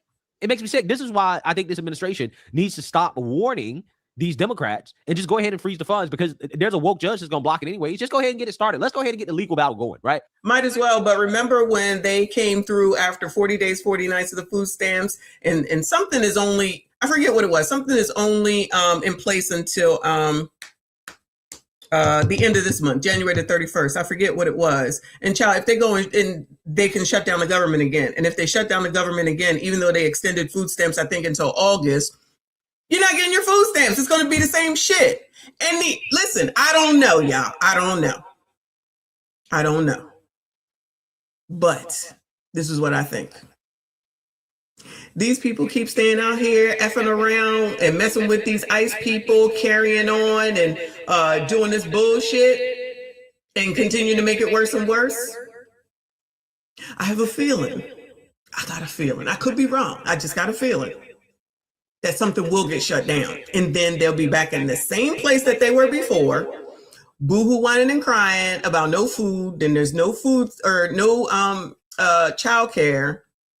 No welfare. Then it will bring in the Section 8 people too. It'll be everybody. But a lot of y'all think this shit is cute. Y'all think it's cool just to be running around town making a bunch of fucking noise in the name of a process that every president has done. Every single one of them. We showed that yesterday, child. I can bring it back up today. I know y'all don't like to see things that are true. Remember kids in cages? That was Obama. So he didn't do any deportation at all? All right, y'all.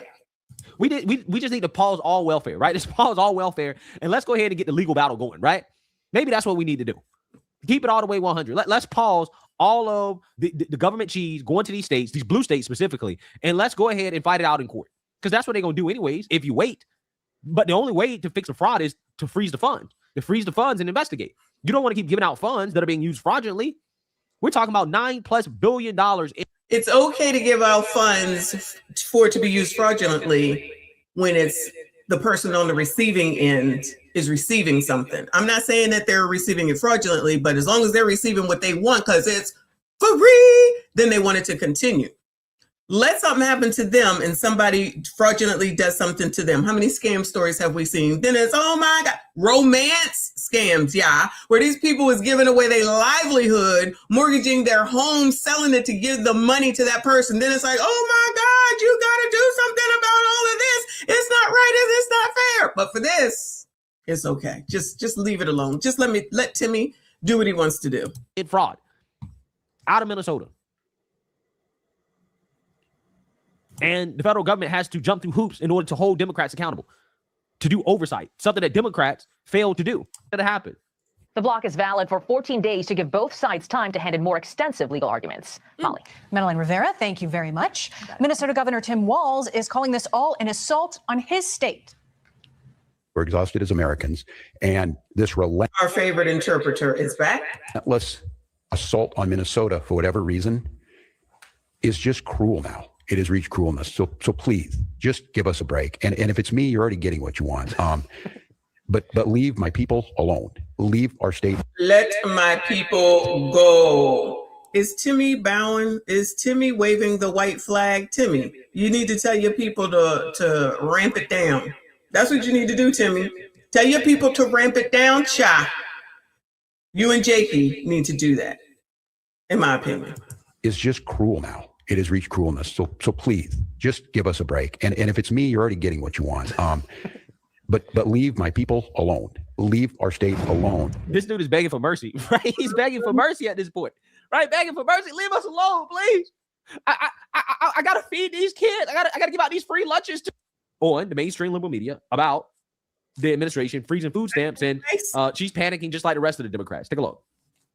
Well, the administration also announced they're going to cut food stamps to Minnesota because they say some of the food stamp money had been embezzled here. Are you? Uh-oh, Ilyan is back. Hold on. Let's pay attention. Ilyan is back. And she's panicking just like the rest of the Democrats. Take a look. Well, the administration also announced they're going to cut food stamps to Minnesota because they say some of the food stamp money had been embezzled here. Are you? And those are the things that are being litigated, and it is again unconstitutional for them to do so. Are you confident that the fraud that has been discovered is no longer being conducted now? Is there any justification for saying this food stamp money is somehow being misused? Yeah, there are ways to investigate fraud, which we have been doing in Minnesota, which the federal government has been doing under the Biden administration. There is no reason for them to use. The Biden administration was doing the investigation into fraud. Yeah, who believes that? And who thinks that they was doing anything wonderfully? Money is somehow being misused. Yeah, there are ways to investigate fraud, which we have been doing in Minnesota, which the federal government has been doing under the Biden administration. There is no reason for them to use this level of rhetoric. There is no reason for them to fully stop funding these programs. The only reason they are doing that is for PR purposes, and it is harming our state. It is harming my constituents. And it is creating the kind of chaos and confusion that no one needs at this moment. Because the administration and many conservative allies of the administration argue that this is still ongoing. There was that conservative influencer who went out and posted this video that went viral alleging that daycare facilities were pocketing public funds. Yeah, and as you know, he went hours where these businesses were not operating. Yeah, CBS went out and did its own again creates the level of confusion and chaos that is not necessary in a moment when we are trying to deal with a serious problem that needs serious people to be able to address it. But do you think there was no recorded evidence? Wait a minute. Hold on.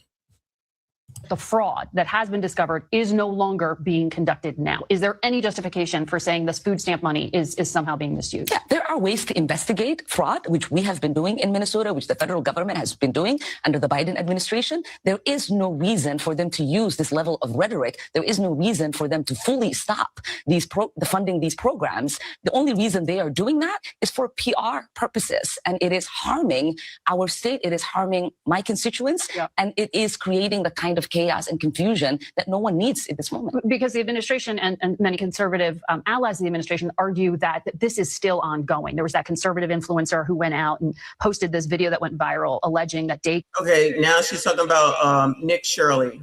That's his name, right? Nick Shirley. Care facilities were pocketing public funds. Yeah, and as you know, he went hours where these businesses were not operating. Yep, CBS. He went to the places where these businesses were not operating. Did she just admit what was going on?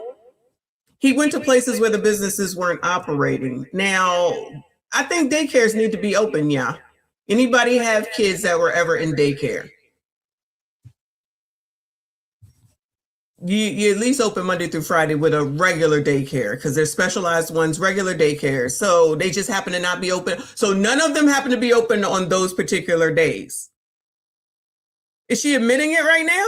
Is she admitting this shit right now? This is amazing. But under Joe Biden, everything was supposed to be good. Joe Biden was doing the damn thing. You can trust us. Joe Biden did it. You got more questions, but I tell you, if you have a problem figuring out whether you're for me or Trump, and you ain't black.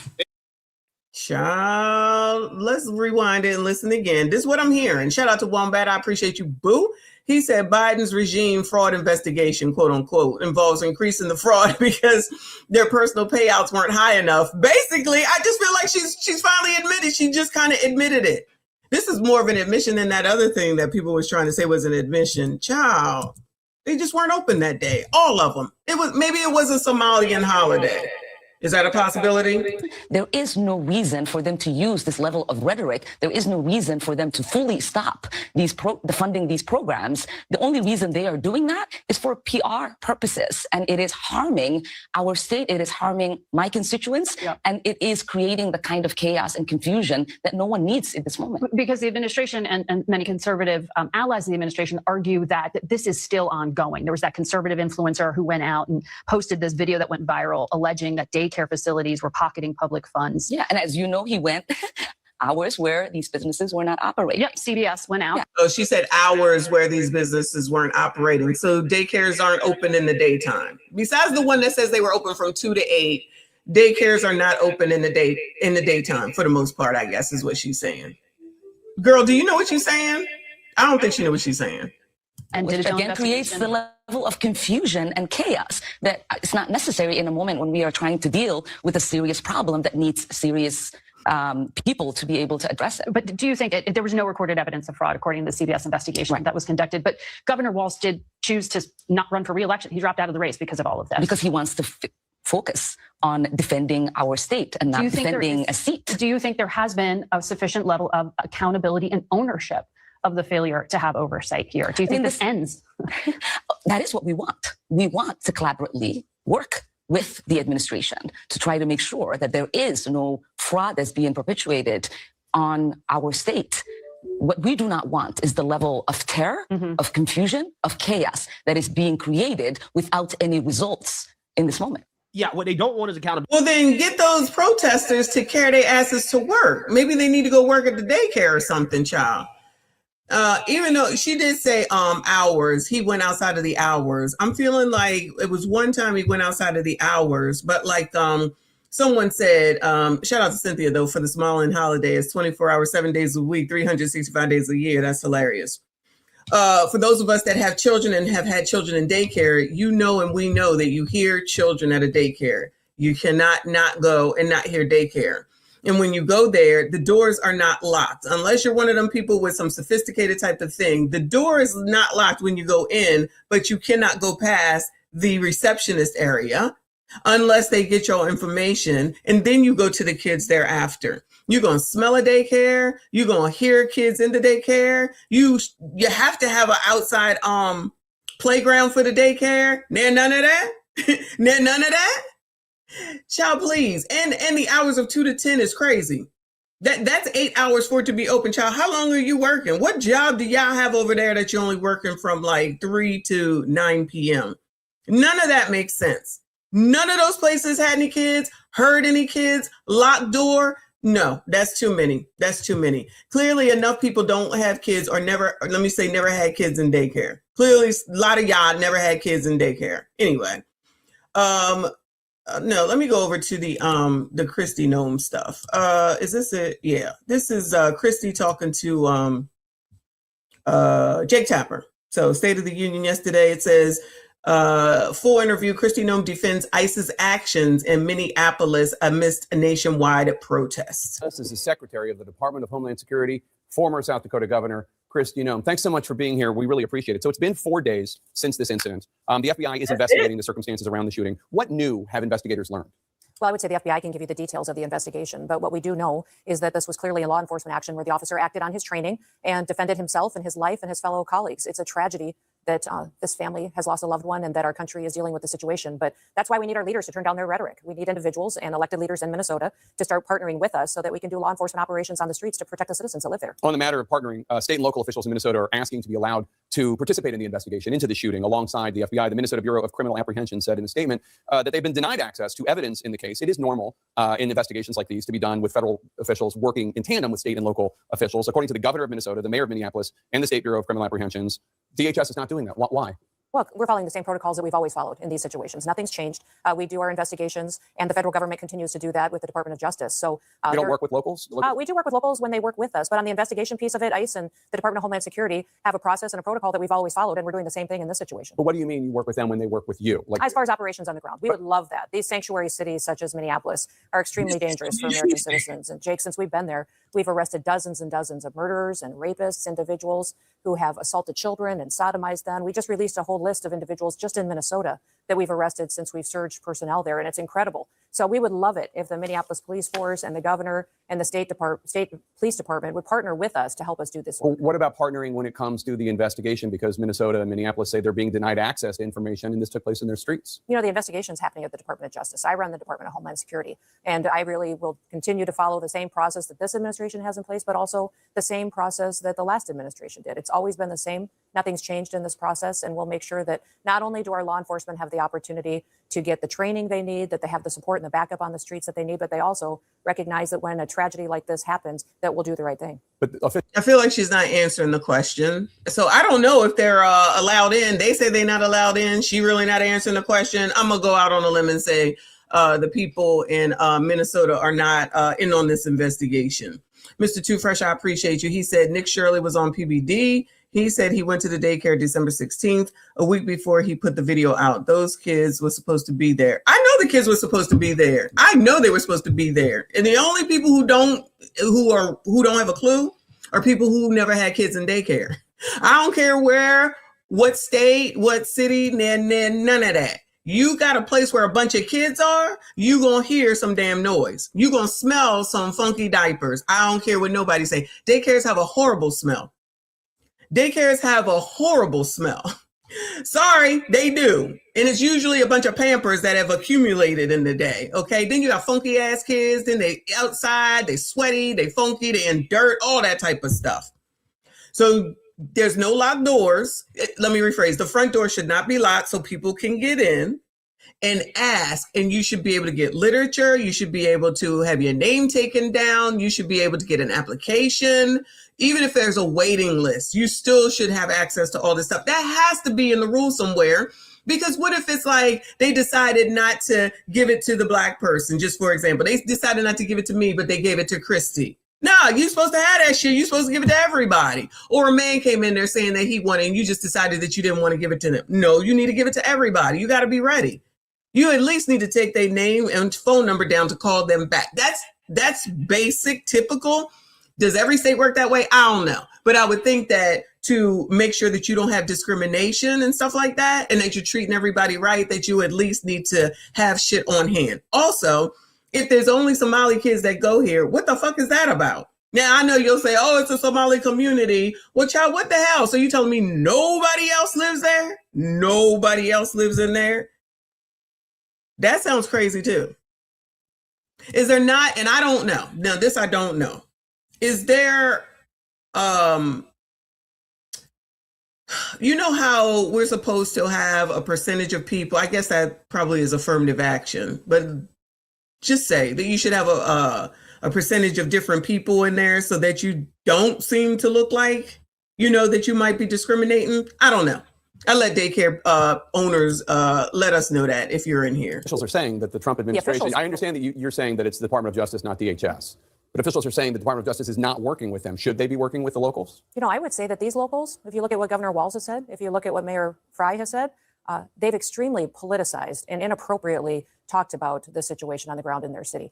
Okay, first of all, she's not answering the question. And second of all, she's done the same thing from the first time of her comment. Her first comment was that that woman was a domestic terrorist. Child, you didn't know shit in order to be saying stuff like that. So to try to act like that she hasn't contributed to this, no. What is her name, Kristi? No, girl, come on, answer the damn question. Just say no, because that's what it sounds like. Just say no. They've inflamed the public. They've encouraged the kind of destruction and violence that we've seen in Minneapolis the last several days, and I would encourage them to grow up, get some maturity, act like people who are responsible, who want people to be safe, and the right thing be done. When you use the kind of language that you use against law enforcement officers, they lose their credibility. You've also been criticized for your comments. The shooting, we should note, was Wednesday at 10:37 a.m. Eastern. Just over 2 hours later, the Department of Homeland Security put out a statement definitively asserting what had happened, defending the ICE agent, accusing Renee Good of domestic terrorism. That's a characterization that you reiterated in a press conference half an hour later. Now, Republican Senator Tom Tillis said, quote, "It was very unusual to have a senior law enforcement official to draw a conclusion about an event where the scene was still being processed. Generally speaking, law enforcement would recognize that a life was lost, that families are changed forever, the shooter's life will change forever. We're collecting video. We're trying to assess the situation." Why did you not wait for an investigation before making your comments? Oh, everything that I've said has been proven to be factual and the truth. This administration wants to operate in transparency. I have the responsibility as the Secretary of Homeland Security to know this information as soon as possible. Had just been in Minneapolis the day before, had already had conversations with officers on the ground and supervisors, and knew the facts, and decided that the department and the people of this country deserve to know the truth of the situation of what had unfolded in Minneapolis. But with all due respect, Secretary, the first thing you said was, quote, "What happened was our ICE officers were out in an enforcement action. They got stuck in the snow." Correct. Because of the adverse weather that is in Minneapolis. They were attempting to push out their vehicle, and a woman attacked them and those surrounding them and attempted to run them over and rammed them with her vehicle. And that absolutely was not true. Child, that absolutely was not true. That is, so we're going to sit here and give the double speak, Chris. Chris, get it together. Just say that you spoke too soon, which is what I said when she started speaking. I said that. I said, how the hell does she know? Shit just happened 15 minutes ago. She out here and she knowing everything. Child, please. Let's see what she does. Do you think that she'll reflect back to Timmy? That's not what happened. We all saw what happened. It absolutely is what happened. Those girl, what? Hold on. What in the world, girl? Which were out in an enforcement action. They got stuck in the snow. Correct. Because of the adverse weather that is in Minneapolis. They were attempting to push out their vehicle, and a woman attacked them and those surrounding them and attempted to run them over and rammed them with her vehicle. That's not what happened. We all saw what happened. It absolutely is what happened. Those officers had been out in enforcement action. A vehicle had been stuck. They had come to help get that vehicle out. That's when this individual started blocking traffic for minutes and minutes. You said that the woman attacked them and surrounded them and attempted to run them over and ram them with her vehicle. Blocked the road for a long time. Well, she was out there following and blocking the road, and she was cross-eyed in an earlier video, which I didn't bring up. Sorry, y'all. Where she was dancing in the car, just being in the way. She definitely was in the way, meaning, child, what is her name? Renee. She was definitely being in the way. But this, they were stuck. It wasn't their fault, and someone attacked them. Girl, come on now. And was yelling at them and impeding a federal law enforcement investigation. That's what you need to focus on, Jake, is they were breaking the law by impeding and obstructing a law enforcement operation. They were breaking the law already, and these officers were doing their due diligence. That part is true. Diligence of what their training had prepared them to do to make sure they were handling it appropriately. You said within hours of her being killed, you said that she was a domestic terrorist. How do you define domestic terrorist? She weaponized her vehicle to conduct an act of violence against a law enforcement officer and the public. How can they are doing that, how can you assert with certainty that she was trying to hurt the officer as opposed to she was trying to flee the scene? If you look at what the definition of domestic terrorism is, it completely fits the situation on the ground. This individual, as you saw in the video that we released just 48 hours after this incident, showed that this officer was hit by her vehicle. She weaponized it, and he defended his life and those colleagues around him and the public. The question is, I don't doubt, my position is I wasn't there. I didn't see it. Some people say that it clearly showed that she was trying to hit him and did. Some people say, no, she was clearly trying to move her car and flee and get away. I don't know. What I'm saying is, how do you know? How can you assert for a fact within hours before any investigation, this is what happened? Good job, Jake. I agree. Now, whether she intentionally did it or unintentionally did it, right? She did it. She definitely hit that man. But she's just out here talking about, no, she intentionally, because that's what she gonna do. No, she don't know. And she wasn't even there. And she wasn't even looking at any of them videos that much by then. And of course, not all the rest of them. Child, these people are, I told y'all, they all the same. They all ain't shit. You gonna depend on these people?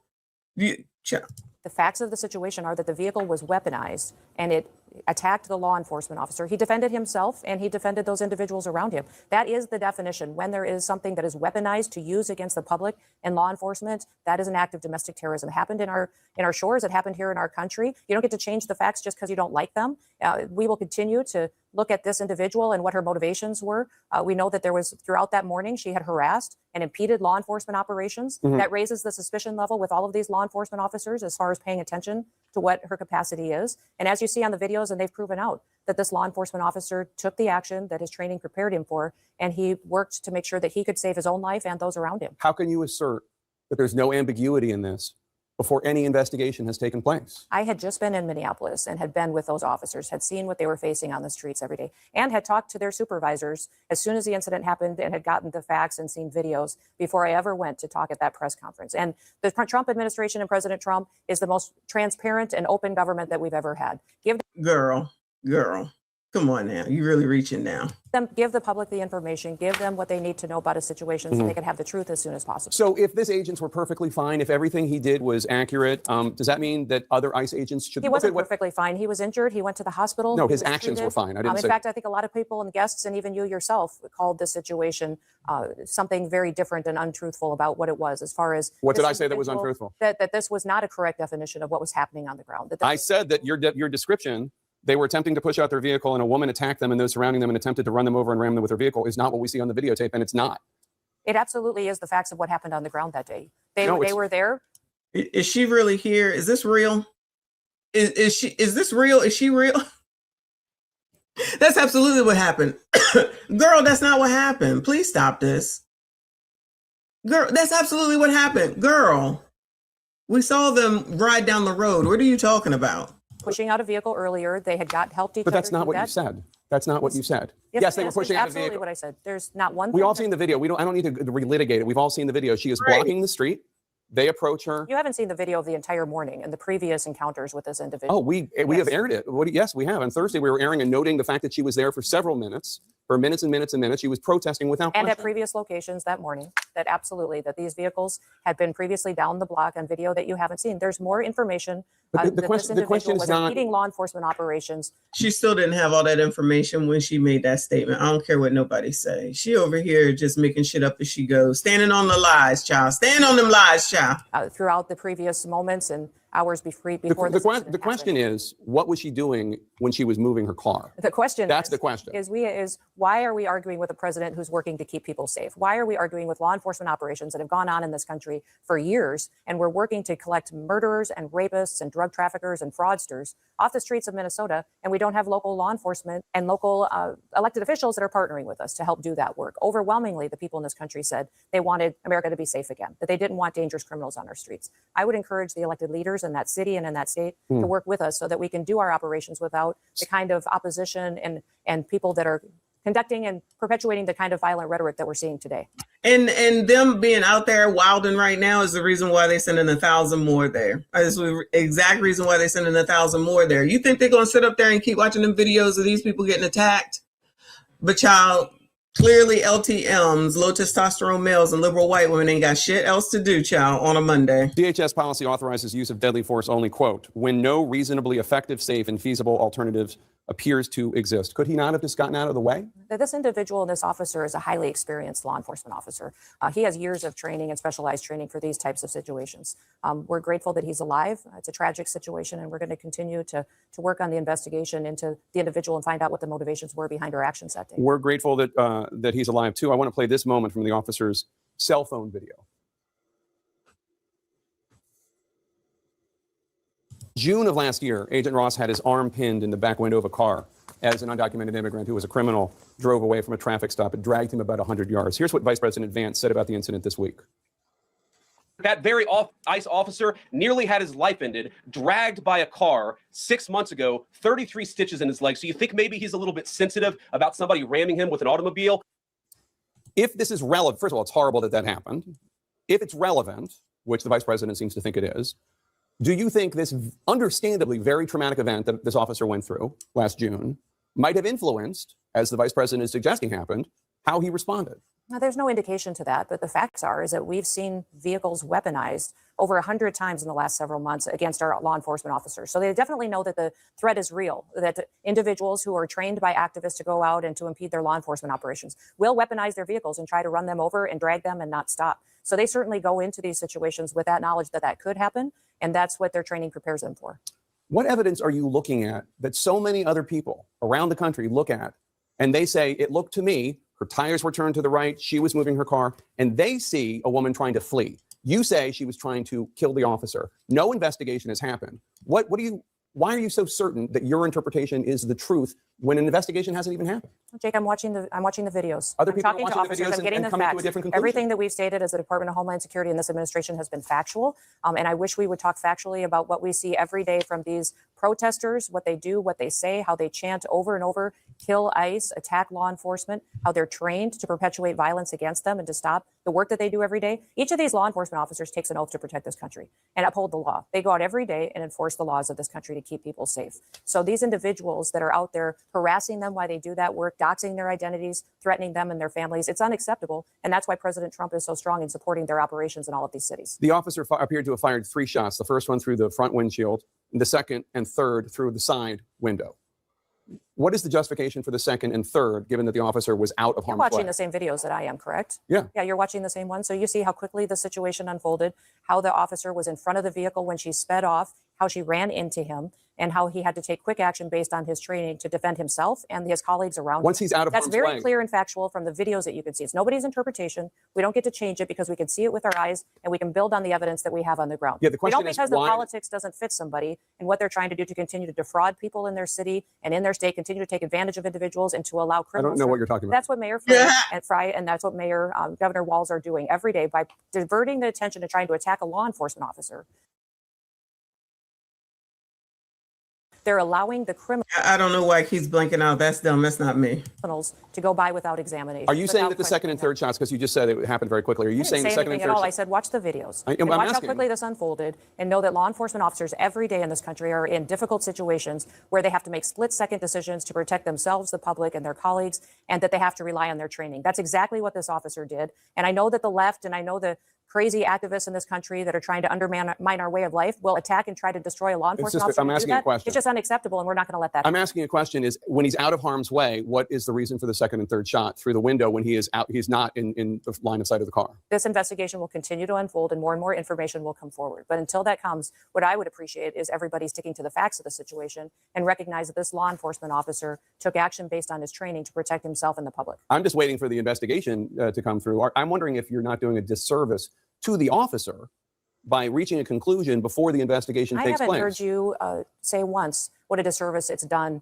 for Mayor Frey to get up and to I'm tell interviewing him ICE to next. get the F out of his city I'm and interviewing AOC to stand up before she had any of the facts and call this officer a murderer. I just- For individuals, well, call them out, Jake. Spend as much time calling them out. Okay. I have provided you with facts and information to back up every single word that we have said Mhm. and every single part of this investigation. And if you don't like it, that's fine. But we're going to continue to do the right thing to keep the American people safe. I know that you'd like to make me the topic of this and not what happened, but I did ask a Democratic senator just a few minutes ago about AOC's comments, and I don't actually even know what you're talking about when I ask questions as if like that's an assertion. It's a question. How can you make a conclusion before an investigation? And there really isn't an answer other than you saw the video. I want to ask a question about the rules of how law enforcement is allowed to engage when feeling threatened per your assertions, because I want to show some video to you right now and ask, what is the appropriate response for the police officers in this situation?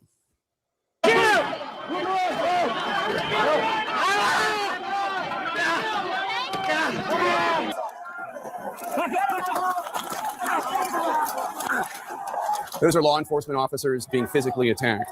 By this standard, would any of those officers be justified in shooting and killing the people causing them physical harm? every single situation is going to rely on the situation those officers are on. That they know that when people are putting hands on them, when they are using weapons against them, when they are physically harming them, that they have the authority to arrest those individuals. The president make sure pardoned they're every single facing one of those people. consequences and make sure that they're getting justice for their actions going forward. President Trump pardoned every single one of those And people. every single one of these investigations comes in the full context of the situation on the ground. And that's one thing that President Trump has been so focused on, is making sure that when we're out there, we don't pick and choose which situations are and which laws are enforced and which ones aren't. Every single one of them is being enforced under the Trump administration. And the clarity of the law stands. And if people don't like it, these members of Congress and elected officials should go change the law and make sure they have that debate and policy change. I just showed you video of people attacking law enforcement officers. Undisputed proof, undisputed evidence. And I just said President Trump pardoned all of them. And you said that President Trump is enforcing all the laws equally. It's just not true. There's a different standard for law enforcement officials being attacked if they're being attacked by Trump supporters. We just saw that. This individual and these instances and these investigations all have. Now I want to know what the hell he showed her, because they're not going to show the videos in this particular interview. This is all the interview all on her. To be taken and done correctly in context of every situation that is happening on the ground. So what we are doing today as the Department of Homeland Security is out there with our law enforcement officers, making sure that we're targeting the worst of the worst and that we're talking factually about each situation and making sure that we're bringing those perpetuators of violence back to justice, bringing them to justice and making sure they face consequences for their crimes. We'd love to have the partnership of Mayor Fry. We'd love to have the partnership of the Chief of Police and of Governor Walz every day when we're out there to make sure they tone down the rhetoric and they do the right thing for the people of Minnesota.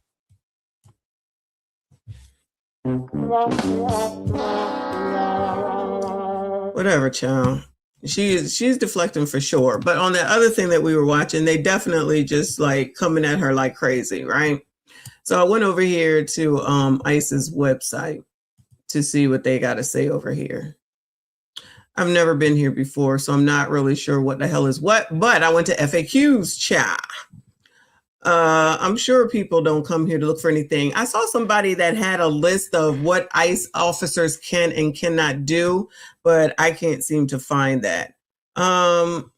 Why does ICE arrest people and do they need a warrant? ICE officers and agents are on the streets every day, prioritizing public safety by locating, arresting, and removing criminal aliens and immigration violators from our neighborhoods. So I saw somebody earlier talk about how it was a misdemeanor to be here illegally. A misdemeanor, you wouldn't get one if you didn't break the law. So you're just basically trying to say that you have to do something worse in order for something to happen to you. So you're advocating for the people that have deleted people, raped people, threw people over the damn side of the bridge and all that other stuff. That happens. That needs to happen in order for someone to do something. No, if you're not supposed to be, carry y'all's asses over to damn Russia and hang out and see what happens to y'all. Like, seriously, I'm so tired of people saying that dumb shit. It's only a misdemeanor. You're not going to get a misdemeanor if you're not doing anything wrong. ICE does not need judicial warrants to make arrests. Like all other law enforcement officers, ICE officers and agents can initiate consensual encounters and speak with people, briefly detain aliens when they have reasonable suspicion that the aliens are illegally present in the United States, and arrest people they believe are illegal aliens. ICE officers and agents can also detain and search people crossing the border. I guess they don't need to show warrants because they ain't got to have any. Officers cannot show the warrants. They are executing the people who aren't named or involved. Oh, okay. Often law enforcement sensitivities and privacy concerns require officials to keep this information under wraps. Are ICE officials really police? ICE officials are federal law enforcement officers. All ICE enforcement officers go through extensive academy training to do their job as safely and effectively as possible. Why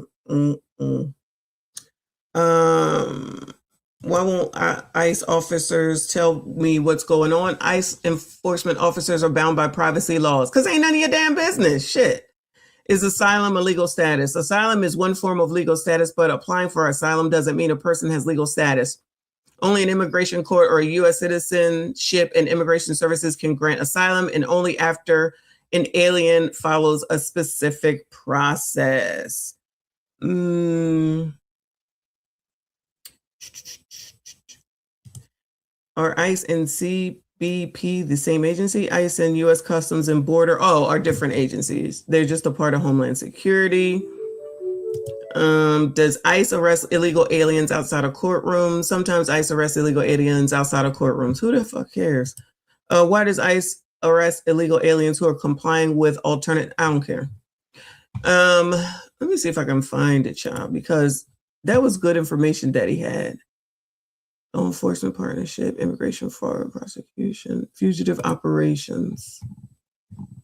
We remove criminals from our communities. Oh, all righty then.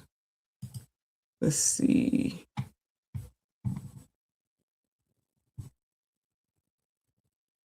ICE check-in. If you need to check on somebody, you can come here.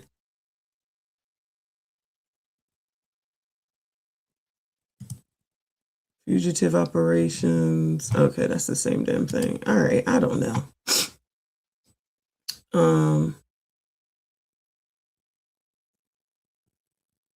Detention facility. Well, it looks like you can find everything over here. Anyway, let's see what this says. No. The ICE program map. Active agreements. Oh, ICE can't go into California, Oregon, or Washington State, Illinois, Jersey, or Connecticut.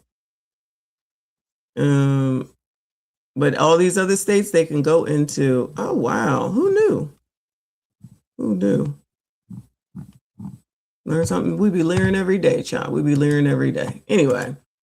Let me go over here to this is CNN's day. Y'all should be happy. Some of y'all. Remember that lady from Philly, the sheriff lady that came up here trying to talk about ICE don't come here. You gonna F around and find out. Basically is what she was saying, child. Now, of course, everybody want to talk to her. So she went on CNN because who else would have her? CNN Aaron Burnett interviews Sheriff Rochelle Belial regarding comments on ICE actions in cities. This is a lady from Philly. Breaking news, Philadelphia sheriff calling ICE agents fake wannabe law enforcement and warning, quote, you don't want this smoke. And her comments are generating a lot of headlines and some outrage. One Republican is now calling for her arrest. Well, let's tell you exactly what she said. Here's more from Sheriff Rochelle Belial. Arrest her. I call them made up fake wannabe law enforcement because what they do is against not only legal law, but the moral law. If any of them want to come in this city and commit a crime, you would not be able to hide. Nobody will wish you off. You don't want this smoke because we will bring it to you. The criminal in the White House would not be able to keep you from going to jail. And she is out front now, the sheriff of the city and county of Philadelphia, Rochelle Belial. And Sheriff, I am grateful for your time tonight. So obviously you used those words knowing full well they would be heard. And you were prepared for them to be heard, as they have been. Why did you feel the need to speak out as a law enforcement officer so passionately against ICE? First of all, thank you for having me. While attending the DA press conference on dealing with the situation with Ms. Good that happened in Minneapolis, what was stated was that the district attorney said if you're going to come in Philadelphia and commit a crime, that he would arrest you. The sheriff's office, it deals with transportation.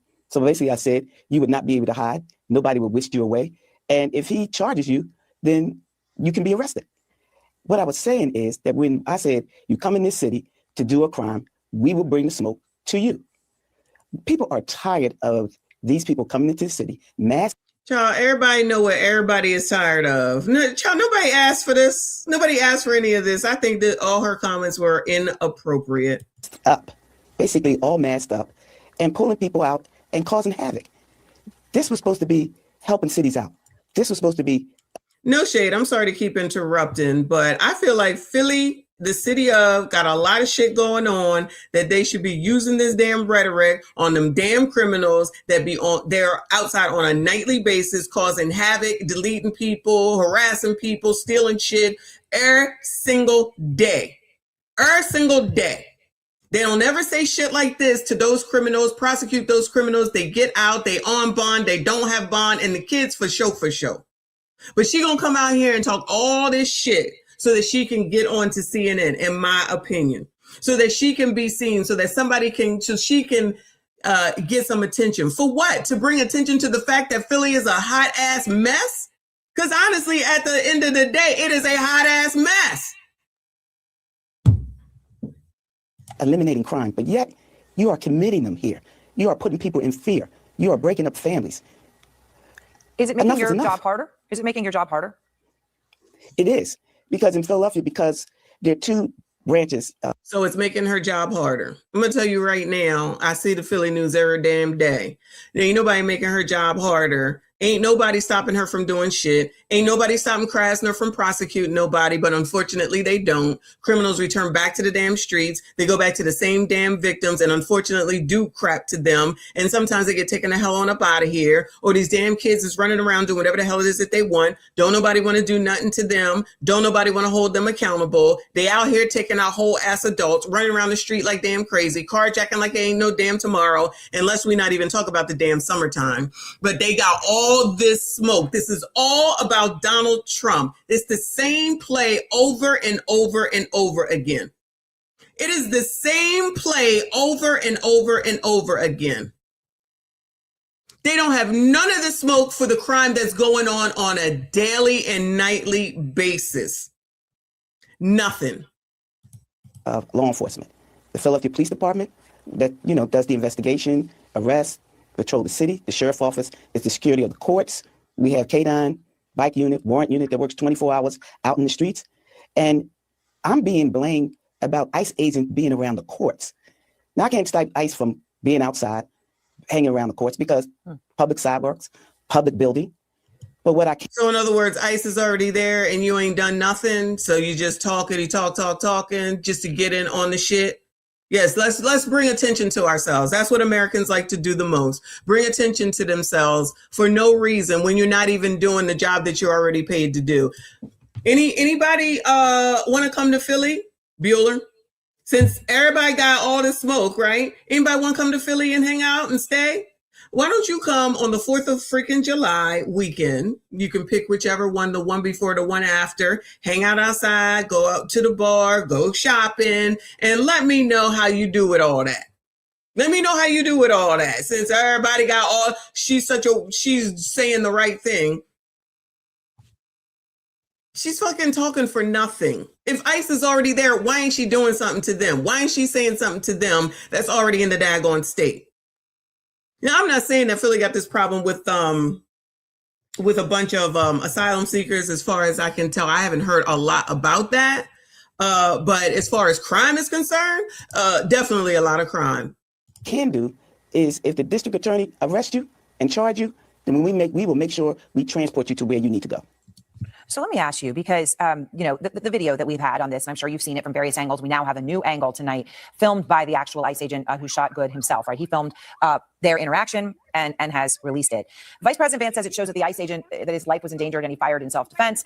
You do see them interacting, and it seems to be a rather calm interaction, her arms out the window. Then it escalates within milliseconds to the shooting. Looking at this as law enforcement, okay, and what he did and what happened, what do you see? First of all, law enforcement professional does not put themselves in the place of danger. You don't stand in front of a vehicle, basically standing there so that you can get hit or cause an accident. And then when the woman and Ms. Good turns to get away from them and the officer is on the side, where is the threat? There's no more threat for you to shoot twice into a car. There was no gun shooting at you. The car turned you out of the way. That should have been it. 2 more shots into the vehicle, killing this woman. It's wrong. Sheriff Bilal, I appreciate your time tonight, and thank you so much. Breaking. Pause. All right, let's see. When is this from? This is as of 3 hours ago. ABC Philly. Woman injured, man fatally SHOT'd inside the tow truck in Northeast Philadelphia. This morning, 2 gunmen opened fire on a tow truck in Northeast Philadelphia, killing 1 man and injuring a woman. Video shows the tow truck riddled with bullets. The gunfire erupted at Norris Street and Busselton Avenue at 8 o'clock last night. A 25-year-old man and a 21-year-old woman were inside the tow truck when the gunmen opened fire. While the man was killed, the woman was left critically injured.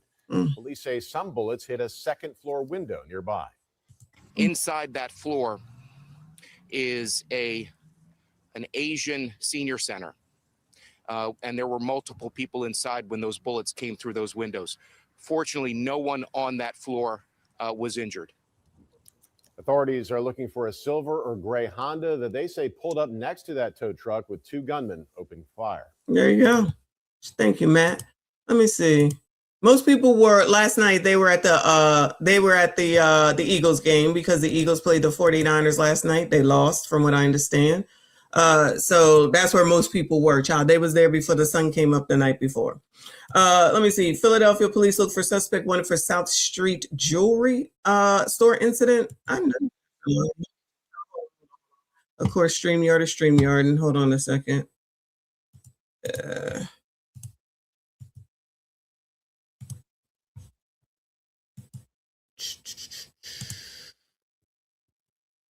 Hold on. More calls for help tonight to identify a different suspect. This one after he allegedly brandished a handgun at a jewelry store on South Street. No. Take a look at this man's face. The incident happened back on December 11th. Police say the man here arrived and left in a gray Jeep Grand Cherokee. They add he stormed into the store in the 400 block of South Street and started waving a gun at the employees there. Police say it was a dispute over a piece of jewelry. Again, if you know anything, you're asked to please reach out to Philadelphia police. Well, just reach out to what's her name. She should be on the case. What is her name? Rochelle, whatever her name is. She should be on the case, child. All that talking. She should have for all these criminals. Like I said, I think it was a little tame last night, only because everybody was at the game. But child, we didn't cover too much crap, and we hear shit every single day with regard to shit and crime going on in Philly, non-prosecution of people, and she won't be out here talking this mad sugar honey iced tea, child. Anyway, what is this? Tense night. Let's go over here back to Minnesota. It says tense night outside Whipple Federal Building ends with feds using chemical agents. Oh no. It was an emotional weekend in Minneapolis as people continue to protest the immigration enforcement crackdown that's happening here. And we saw thousands take to the streets this weekend, just days after 37-year-old Renee Good was killed by an ICE agent in South Minneapolis. And last night, our Adam Dexter was there as law enforcement and protesters clashed outside of the federal Whipple building at Fort Snelling. Moments after warning the crowd at the Whipple building Sunday night, federal enforcement opened fire. Tear gas, pepper balls, and other chemical agents meant to make up the remaining group of about 65. It was perhaps the exclamation mark on a night of heightened tensions between protesters and counter-protesters within the group. Nearly half a dozen times over the course of the evening, federal enforcement on the scene was ready to act. It started in the early evening when federal agents tackled protesters after clashes and took them inside. The back and forth nature of the night only continued from there. All Sunday evening, it felt like both protesters and the federal agents on the scene were walking the edge of a very fine line. Go. Like when this car stopped and refused to move. Go. Or when arguments led to tear gas.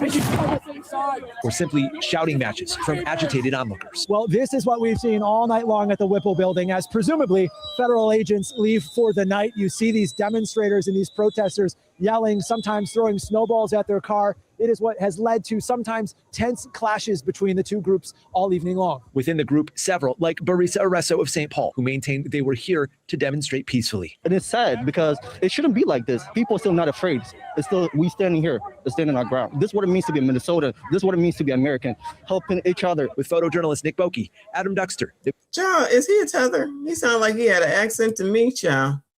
Child, what do I know? Let me see what the hell is going on. Everybody got something to say. I know there was something that happened in not Minneapolis. Somebody did a mass last night, if not the night before. It's too much going on. It's too much going on. Child, they're just out here in the snow. They're out here in the cold.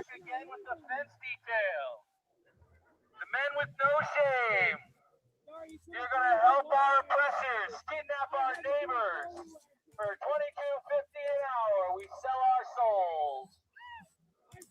Good job, Jeff. Child, I'm not about to sit here all day and watch these people be out here just yelling dumb shit. But that's basically all the updates at this point, child. But we shall see if anything else happens since it is 12 o'clock. It's only 12 o'clock. I'm off. So should something else happen or something else to talk about? Actually, we do have something else to talk about, but I want to do it separate from this live stream. So maybe I'll come back this afternoon this early afternoon and discuss that. But I got to get out the house right now. All right. And I got to get something to eat as always. But shout out to y'all for hanging in there. I see you. I appreciate you. Good, bad, and indifferent. Even the crazies. Make sure you hit the like button, hit the dislike button, subscribe if you're new. I don't give one damn which one it is. I appreciate y'all for hanging out. I see you all in